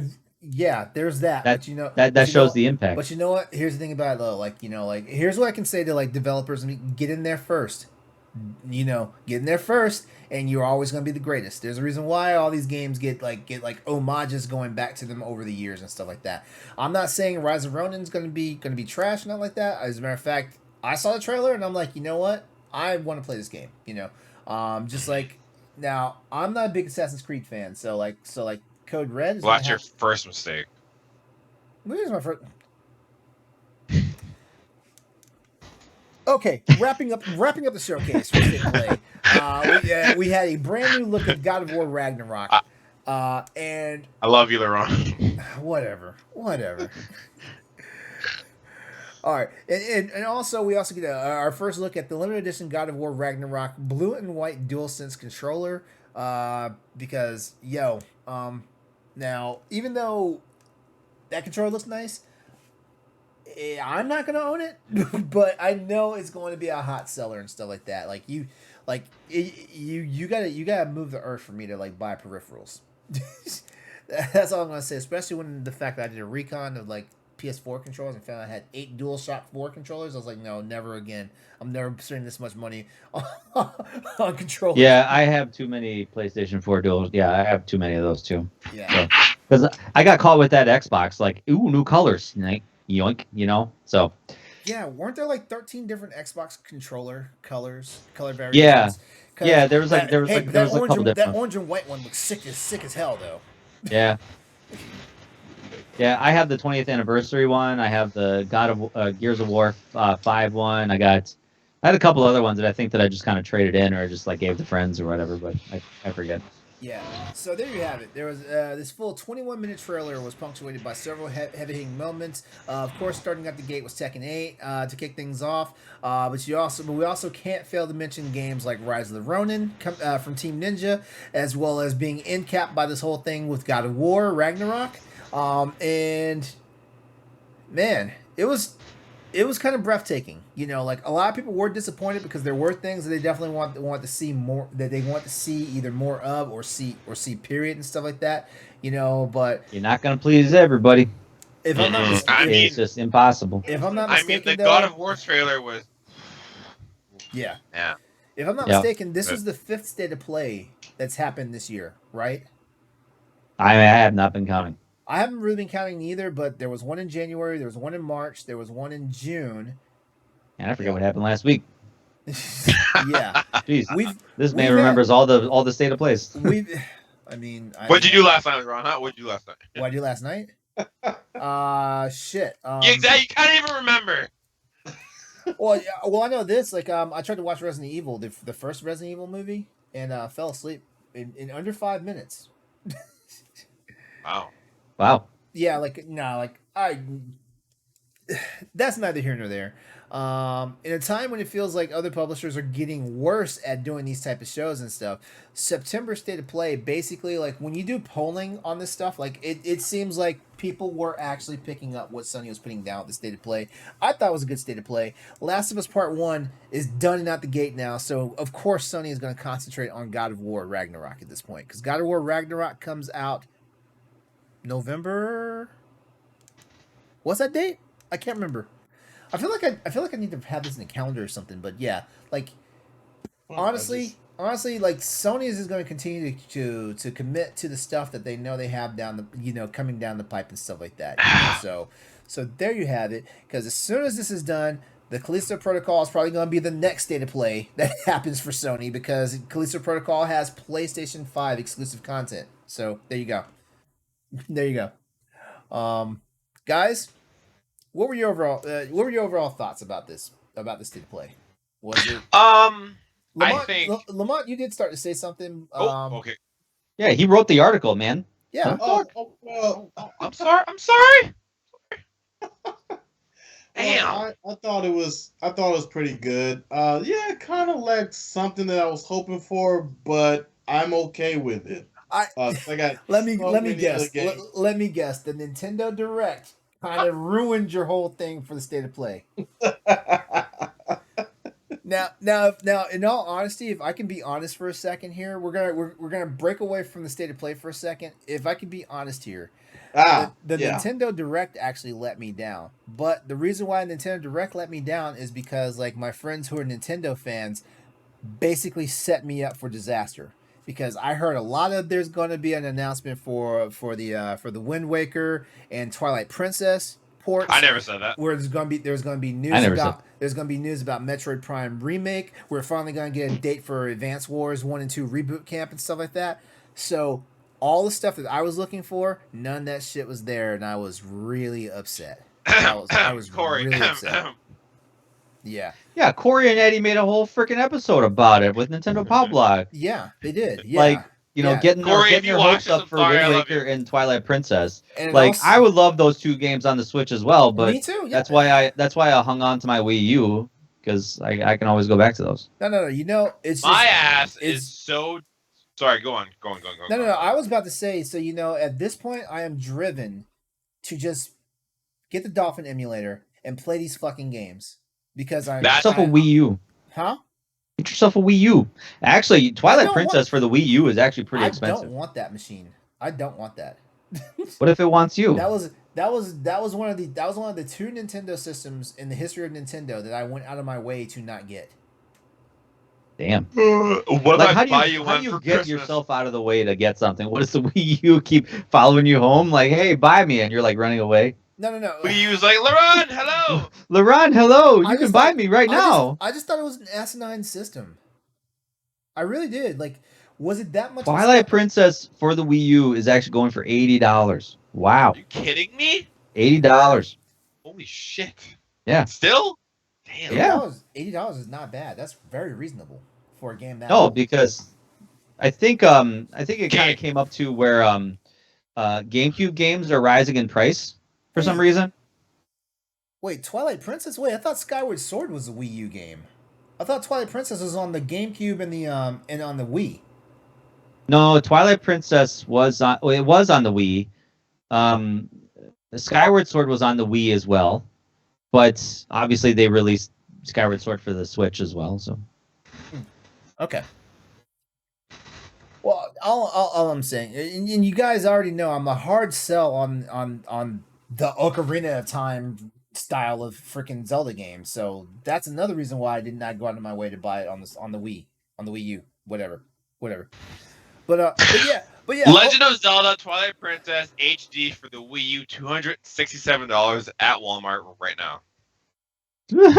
wait, why is Walmart selling it for almost $300? Walmart has some fucking audacity. Walmart's like the Walmart.com website is kind of like Amazon. It's just a marketplace for sellers to like sell their shit. So kind of, but like I was just curious. I'm like, well, if it's 80 over there, I wonder how much it is here, and it's fucking $267. Yeah. Yeah, but Amazon 84. But it's probably sealed because sealed goes for like $200. So used on eBay at $99, you can get the amiibo for it. Yeah. For $300. So, it's the amiibo bundle. That's why. Yeah, because it comes with Wolf Link. Yeah, I mean, I'd pay that shit. Yeah, but anyway, like ultimately, like I even said this. I even said this in conversation. I was like, it was a good Nintendo Direct for Nintendo people. It really was. Because I mean, like 7 freaking farming games though. Jesus Christ. But still, it was a good Nintendo Direct for Nintendo fans. It wasn't the best Direct for people who are casual Nintendo players, because like I was hard pressed to find like 1 or 2 games that I was gonna. The Front Mission 3 announcement was nice, but I mean, y'all still haven't given us Front Mission 1 and 2, which y'all announced were coming out in June. So yeah, so yeah, that's what it was, and I think that's kind of what put me in that bad funk, already going into like the rest of the day Tuesday, which ultimately by the time like OBS shit the bed on me, before the show, I was like, fuck it, I'm not doing the show. Listen, you need, and I said this before, don't have anxiety over things that haven't happened yet, and it's worth saying that. We need to go into these showcases with tempered expectations. I had tempered. We can't. No. You said 10 minutes ago your friends set you up with this Nintendo Direct because you were expecting these things. Yeah, because guess what? Because when they announced the Direct was coming, I was like, okay, Direct is coming. And then everybody's like, oh, this is going to be the one that's going to be for you. Ed even said in the chat, this is going to be the one for you. That's why you need to temper your expectations, even still. Like so many people are getting punched in the face when I see them. You better hope a Boss Rush meetup isn't happening anytime soon, because I'm still gonna be heated from a bunch of stuff. All right, you know what? All right, for the sake of the runtime of the show and stuff, we're gonna go ahead and just answer these questions real fast, and we're gonna call it a night right here. But I think next week would be nothing but just us talking about our topics and not so much the news, unless something seismic happens, between today and next Tuesday. Unless something seismic happens, that. So, like, next week, just be prepared. We're going to talk about what we've been playing, the notable games coming out for the week, and then we're going to talk about 2 big topics that we've been wanting to talk about for a couple of weeks here at the show. So, let's go ahead, finish this up here right now. We've got a bunch of questions tonight. I guess that's what happens when like we're nice to people.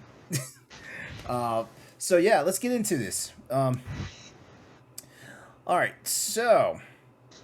Our first question comes from Dan Murphy, who some of you guys may know used to be a co-host of Nintendo Power Block over at Boss Rush Network. Dan asks, if you were director of the State of Play or the PlayStation Presents presentations, what would you change, if anything at all? I'm going to say this, and then I'll let you guys have it. I kind of like the format that they have for the State of Plays. Like, I think it's something fresh and unique. And if I'm being honest with you, it feels like they're kind of already copying like Nintendo Direct style, because one State of Play is showcasing completely first party stuff. Another State of Play is showcasing stuff from like indies or Eastern developers and stuff like that. Some of it is just talking about hardware and tech, or even features and stuff like that. So I don't know and I also like that,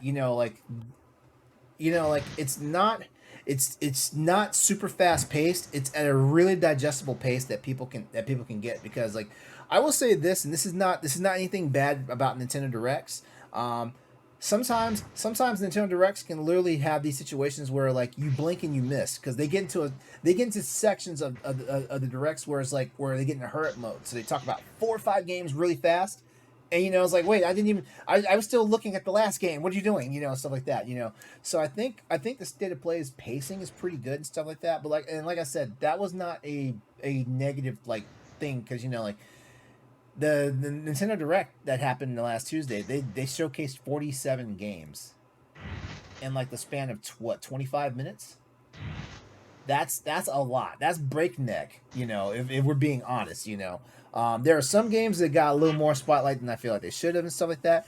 But for state of plays and the PlayStation stuff, like I think they're doing a decent job. There's nothing I really don't see them changing. Because like shit, not the last state of play, but the one before. They had an 8-minute playthrough of God of War Ragnarok. Like they played basically an entire section of the game, stuff like that. So I think they're doing pretty good. I can't think of anything off the top of my head they would change.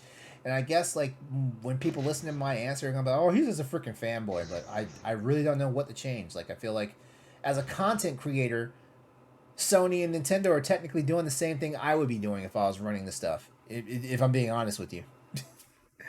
Guys, what are your thoughts on this question? I mean, I like the whole thing front to back. They covered a lot of things. If I could change something, I honestly don't know what I would change because I just like the format. Oh, we forgot to mention they talked about the PlayStation Stars thing, which is basically NFTs. Yeah, pretty much. At least they're giving it away for free, though. That's good. Yeah. I mean, kind of. Yeah. Yeah. So I don't know. Like I said, like it's hard to say what would change. But at the same time, like I feel like you really run the risk of giving away too much. And that's something especially in a competitive market space like this. You've got Nintendo, you've got Microsoft. Like you've got Sony. Like they can't show all their cards at all at once, or like. It's a recipe for disaster. You'll get one-upped by your competition. I'm going to tell you, there's nothing wrong with the way they do there's nothing wrong with the way Nintendo does their directs. There's nothing wrong with the way Sony does their state of play. The what's wrong is the people that blast on Twitter, blast on Facebook, or blast on YouTube, dogging it because they didn't announce what they wanted them to announce. Ooh, yes. And that's what irks me, because just because the direct or the state of play was not designed for you, which last I checked, they're not making this shit for you. You need to chill out with your, like I said, I didn't have a problem with the Nintendo Direct. I just made a joke that, oh yeah, they got like 5 farming games that aren't for me, whatever. But there's a group of people out there, a big group of people out there that loves that. So let them have fun with it. There was nothing wrong with it. It's just obviously some of that shit in there is not for me. Some of it's for me. And that's great. Whatever. But people need to stop with this whole like self-centered approach of just like, well, they didn't put what I wanted in there, so therefore it is bad. Get off your soapbox. There's a part of me that feels like I'm being attacked right here. No, I'm not attacking you. I'm just messing with you. I'm not attacking you. Surprisingly, I'm not attacking you. No. I get it, because I get it. Like I said earlier, like it was a great Nintendo Direct for like Nintendo. Because this kind of ties in with Eddie's question. The next question, yeah. Lamont, Andre, you guys had anything? Is there anything you would change or do differently about the State of Plays or PlayStation Presents? No, I like them. Okay. All right. Well, then we can go ahead and move right into our Lamont, I think you're on mute. Yeah, he is. He's still mute. Talking. He's still on. So you're on mute. You're muted. I do that. Can you hear me? There you go. Yes. Yeah.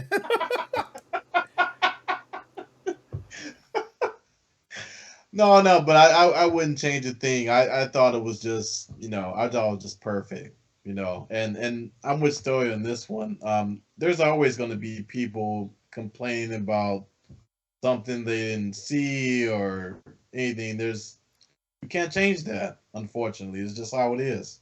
Yep. True. Because when it's all said and done, Nintendo, Sony is a business. That's It's true. a business. That's true. They're for Mont's us. taking the words right out of my mouth. Their video games are a business. Keep that in mind. Don't All right, forget. so this next question comes to us from at that retro crowd. You guys know him as Eddie Vornell from the Boss Rush podcast. I'm sorry, Nintendo Pow Block. My bad. He was on Boss Rush podcast last week for episode 150.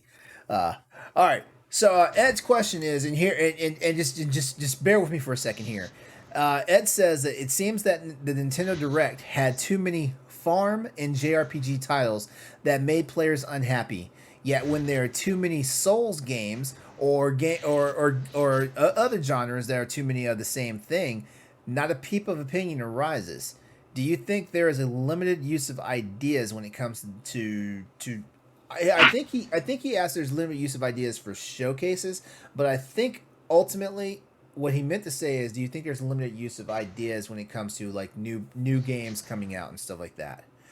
I'm going to let you guys go first on this one because like I kind of already talked to him in private about this, and I'll give you guys and I'll share my answer after you guys go.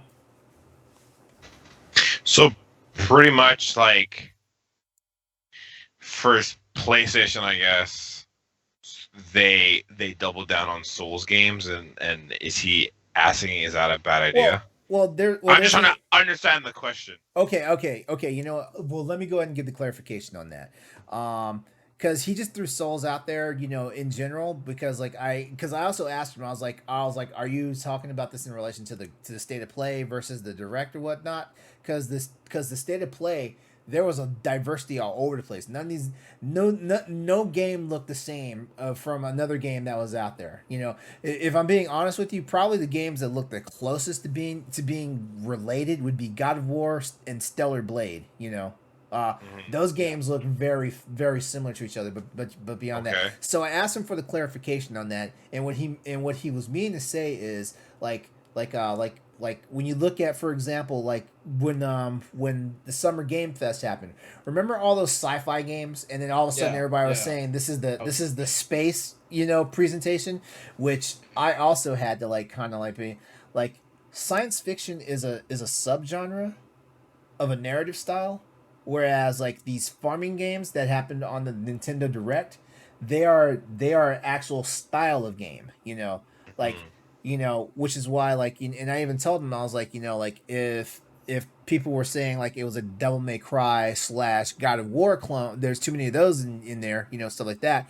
Yeah, that has a little more weight to it because Souls-like games, we don't see that many games. Like, if anything, we see roguelikes that try to be Souls games, which means that we have a proliferation of Souls-like of roguelike games and not Souls-like games, and stuff like that, So basically what Ed was trying to say is why were people upset because there were so many farm sims in the Direct? But no one complains when you see Elden Ring, you see Demon Souls remake and all this stuff, and things like that. And I think the reason why is because when you look at, the reason why Nintendo was like, we're going to throw seven games out here in one Direct that are basically the same style of game is because that's the popular thing that people are always buying and playing on their systems and stuff like that. When you have a console that's a mobile, it's a mobile hybrid, stuff like that, people fall into the same repetition and stuff like that.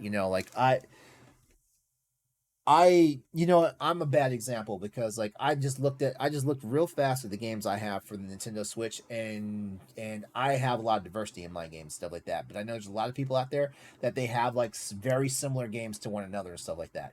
Things like so I'm a bad example of it. But yeah,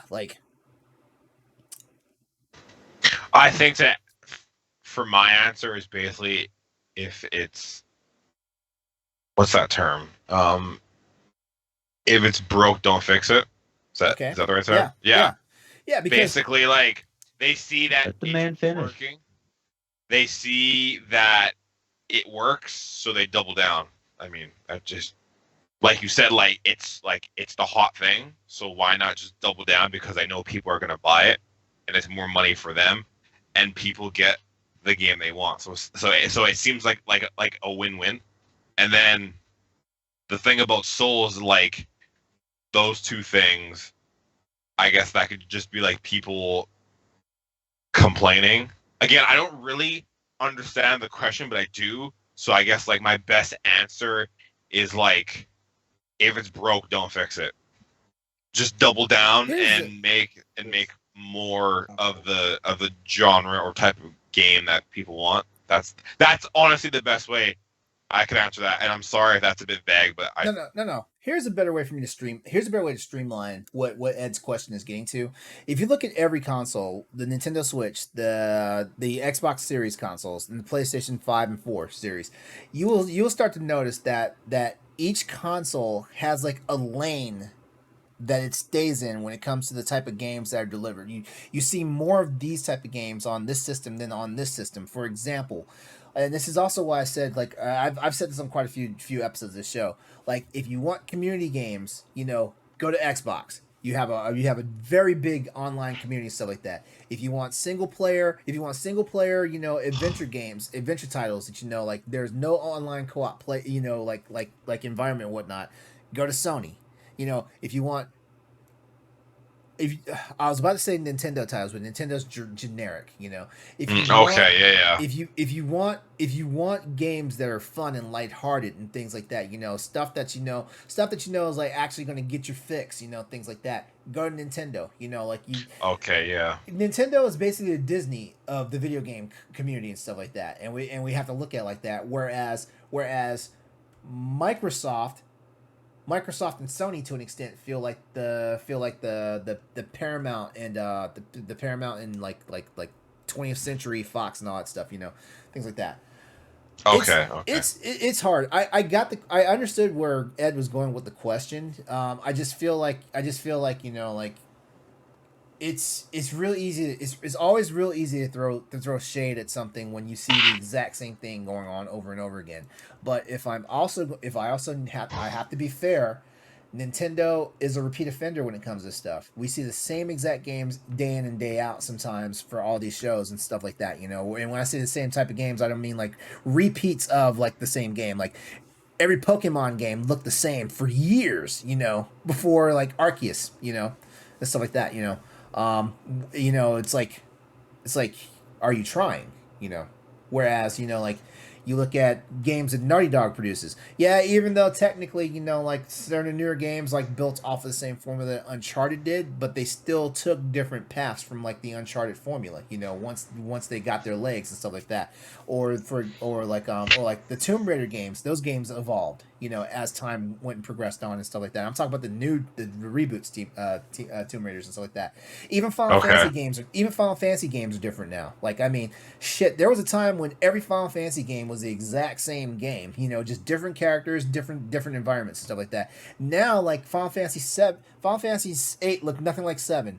9 looked nothing like 8. 10 and 10-2 look nothing like the other ones that came before and stuff like that. Every game is different and stuff like that, So I feel like in this whole, it's not even a vacuum. It's like a jar, like, and you're dropping all your stuff into one jar and stuff, and like some of it lands in places and it looks exactly the same, whereas other things look like a jumbled mess and stuff like that. I don't know. Maybe I'm just rambling at this point. Fair. Okay, fair enough. All right, our final question comes from Josh Martinez, who's also a friend of the show over at Boss Rush Network. Josh asks, what Final Fantasy game deserves the Final Fantasy VII Remake treatment? I almost blurted this answer out earlier. 8. 8. You know what? If Final Fantasy VIII got the Final Fantasy VII Remake treatment, I may finally beat Final Fantasy VIII, because I have a fundamental problem with Final Fantasy VIII. 9 for me. Same. 9. 9? 9. Yep. 9. If we're going with the See, I knew Stoy and me were like long lost brothers. If we're going with the mainstream, Final Fantasy series. What did Lamont say? He said 8. 8. He said 8. Okay, you said 8 too. Okay. I'm saying Final Fantasy 6. You can just see yourself out. 6. What? I don't play 6. I mean, 6 was good. 6 was good. You know I would almost be worried about that though, because that wouldn't translate well. That wouldn't translate to modern. You don't think so? Modern gameplay. No. Like the part where you'd have to keep it. You'd have to keep it side scrolling. You'd have to keep it in its original format.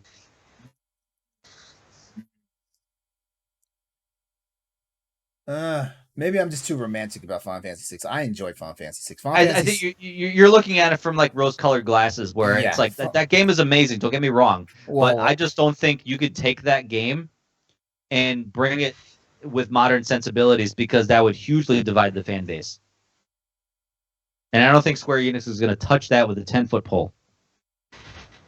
Okay, I see that. I don't know. Okay, I feel like Square Enix touches all their shit though, because look at all those Kingdom Hearts games. You were about to say something, Lamont, before I started. Again, what were you about to say? Oh no! I was, now I think about it, I think I'm going to go with 9. I'm going to change my answer to 9. Yeah, 9 it is, boys. 9 it is. Let's go.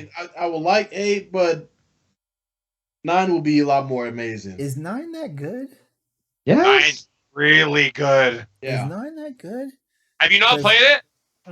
I own it. Man, see yourself out. I haven't finished it. You and these games you don't play. You know what? Good, this is perfect. This is perfect right now, because come back to Crossroads next week, because we're going to talk about why I have a problem like beating video games. Why I have a problem not getting to video games. Finally, a topic I am going to be invested in. Basically it's going to be Andre and Stoy bully LeRon the entire episode. That's basically just going to be it. Can we just be the thumbnail? So I guess yeah. Stoy, just the thumbnail. I can see it now. It's gonna be like Streets of Rage, except it's gonna be like a scene from Streets of Rage 4, and it's gonna have sprite versions of the three of us, and I'm just getting ganged up on. This is way specific. Actually, okay. I actually have a question for the three of you that I thought of today before work when I was playing my Nintendo Switch. Mm-hmm. So, have you ever been playing a game where you have to take care of an AI character, and it's been the most annoying, daunting task of your entire I feel life? like, did you ask this on Twitter? I did. So, and I'm like, well, I figured out, what is an AI character in a game you had to take care of that was the most daunting thing ever? I said either Ashley from RE4 or Princess Ruto from Legend of Zelda. It's one of those. But what do you guys think? Princess Ruto from Ocarina of Time, that was a pain in the butt, because you had to literally carry that girl. Yes, and I was just like, that's what sparked it. I mean, man, this is so annoying. And I'm like, wait a minute. Yeah, you literally had to pick this girl up because she was like, I don't want to walk. It's like, I'm not walking. Bitch, I'm gonna pick you up and we're gonna. Yeah, I'm gonna throw you then. Well, considering that, and then RE4 and Ashley, God, that was done. Considering that, Ashley, go hide in the garbage can. Considering that out of the two games that you gave us for the choice, like I've only played one of those games, I'm gonna have to pick Ashley like, from RE4. You don't have to pick those games. I'm saying, have you personally played a game? Yeah. See, now I gotta think about this, because Lamont, have you? While LeRon thinks. Oh no, I was with the Legend of Zelda Roll 2, yeah. Yeah. I was the Yeah, okay, yeah. Literally so annoying how she's like, I'm not moving, and you're like, bitch, I gotta go save the world, and I gotta carry you. God. I was playing that about a month ago. I was just like, Or where, like, you first meet her, and then she turns around and just runs and falls in the hole, and you're like, bitch, come on. Now I gotta fall in the hole, too. Jesus. Well, guys, this is a good show. I really tune in next week where we bully LeRon. Yeah, that's basically all it's gonna be. He's gonna change the topic. I have a feeling. Yeah, or more like episode 95 will get canceled. Yeah, it's just not gonna show up. So then me and Stoy will host it where we just verbally bully LeRon. Yeah, off screen. Yeah. All right, everyone. Yeah. Oh, I'll make you proud, Stoy. So I'm making you proud, Stoy. next weekend. Okay, good. Gotcha. So proud. Okay, Proud everyone, dad moment. that is our show. That is our show. As always, I'd like to give big thanks to you for tuning in for Crossroads, the Crossroads podcast. Lamont, thanks a lot for joining us tonight, man. I appreciate it. Fun. Yeah. Yeah, I'm glad. I'm glad you did. There's always an open seat for you here if you want to come back. Thank you. Thank you. All right. Before we head out tonight, here's how you can how you can just stay in contact with the members of the show. Lamont, you're the guest tonight, so you go first. Where can we find you at? You can always look me up on TMNT Dork on Discord and on the Boss Rush. And you can also look me up on L Reed on Facebook, a group of Boss Rush as well. All right, cool. Andre. You can find me over on Twitter and Instagram, ANNDRE_WILSON. You can also find me on YouTube at Andre Wilson. You can find me here every Tuesday with my two co-hosts Stoy and LeRon. You can also find me over at the Tower Casuals Discord. You can also find me. That's basically all. Yeah. You're on Tower Casuals now? Their Discord. Their Discord. Their Discord. I was about to say we're about to have words as soon as this show's over. Hold up! I've been busy the past 2 weeks since we've been off. I've been trying to find new work. But yeah, no. Other than those, you can find me here every Tuesday talking about what we love. All right, Stoy. You can find me on Twitter and Instagram at StoyMKE8, and I'm also on the Discord, obviously. So if you head over to Discord, you can share my frustrations with why no one wants to play Ghost of Tsushima. Also, Lamont, when you started or have beaten the game, please come back because I would love to hear what you have to say. Yeah, definitely. Please. You will hear my thoughts this weekend. Thank you. I promise. Okay, and as always, you can check me out on our social media, as well as YouTube, Twitch, and PlayStation Network, Steam, just by looking up Exodus 803. Wednesday nights, I'm part of the crew for the Bossers podcast, where we have a lot of fun, just talk about a bunch of random stuff, and live our lives. Before we head out, really quickly, there's a few things we want you to check out over on bossrush.net. Starting off with, is there such thing as too much hype before a video game release? I mean, isn't that what all video game releases are? It's too much hype. Yep. Yeah. And it's everyone's fault. Well, our friend Stephanie Klimov asked that in that question in the September 16th edition of the Boss Rush banner. Also, check out episode 8 of the Talk the Walk podcast, where Ed, Celeste, Stephanie, and Shane get together to discuss that game Firewatch from 2016. Which that was a good game, by the way. I loved playing the little bit of it that I played. And lastly, it's been a long time coming, but our friend Donnie Meyer serves up his latest review for Xenoblade Chronicles 3 from Monolith Soft, available now on Nintendo Switch. Lamont, did you play? Have you played Xenoblade Chronicles 3? Not. I just got it a couple of days ago. I haven't played it yet. Man, you know what? Like, everybody was talking about the end of Chapter 5, you know? Like, oh my God, the end of Chapter 5. Oh my God, the end of Chapter 5. And I was like, all right, I'm going to see what's up with this ending of Chapter 5. And I watched it, and I was like, okay. Maybe I missed, obviously, I probably missed a lot of key moments of character development. But I was like, all right. I mean, yeah. I kept seeing that on Twitter too, and that's when I just quickly disconnected because it's like, no spoilers. Yeah, I mean, it got spoiled for me, but it was like, I don't know, like I was just like, okay. But I know people are gonna be like, you gotta play the game, you gotta get invested, you gotta do this, you gotta do that. It's like, okay, fine. All right, so head over to bossrush.net to find all that and more, as well as if you want to just see what else is going on from our family of ever-growing family of contributors and in our wonderfully talented writing crew from Boss Rush Network, just head over to bossrush.net and check it out. Don't forget we have a Discord. Just look up the Boss Rush Network Discord. And as always, you can chat with us, keep the conversation going by hitting us up on Twitter at @PS_Crossroads. Dish on more news, events, and topics while we are getting ready for the next installment of Crossroads. Just remember, guys, next week is not going to be a conventional Crossroads show, so be prepared for that. Hey, everyone. This has been episode 94 of the Crossroads Podcast. Please go out there, take care of yourselves.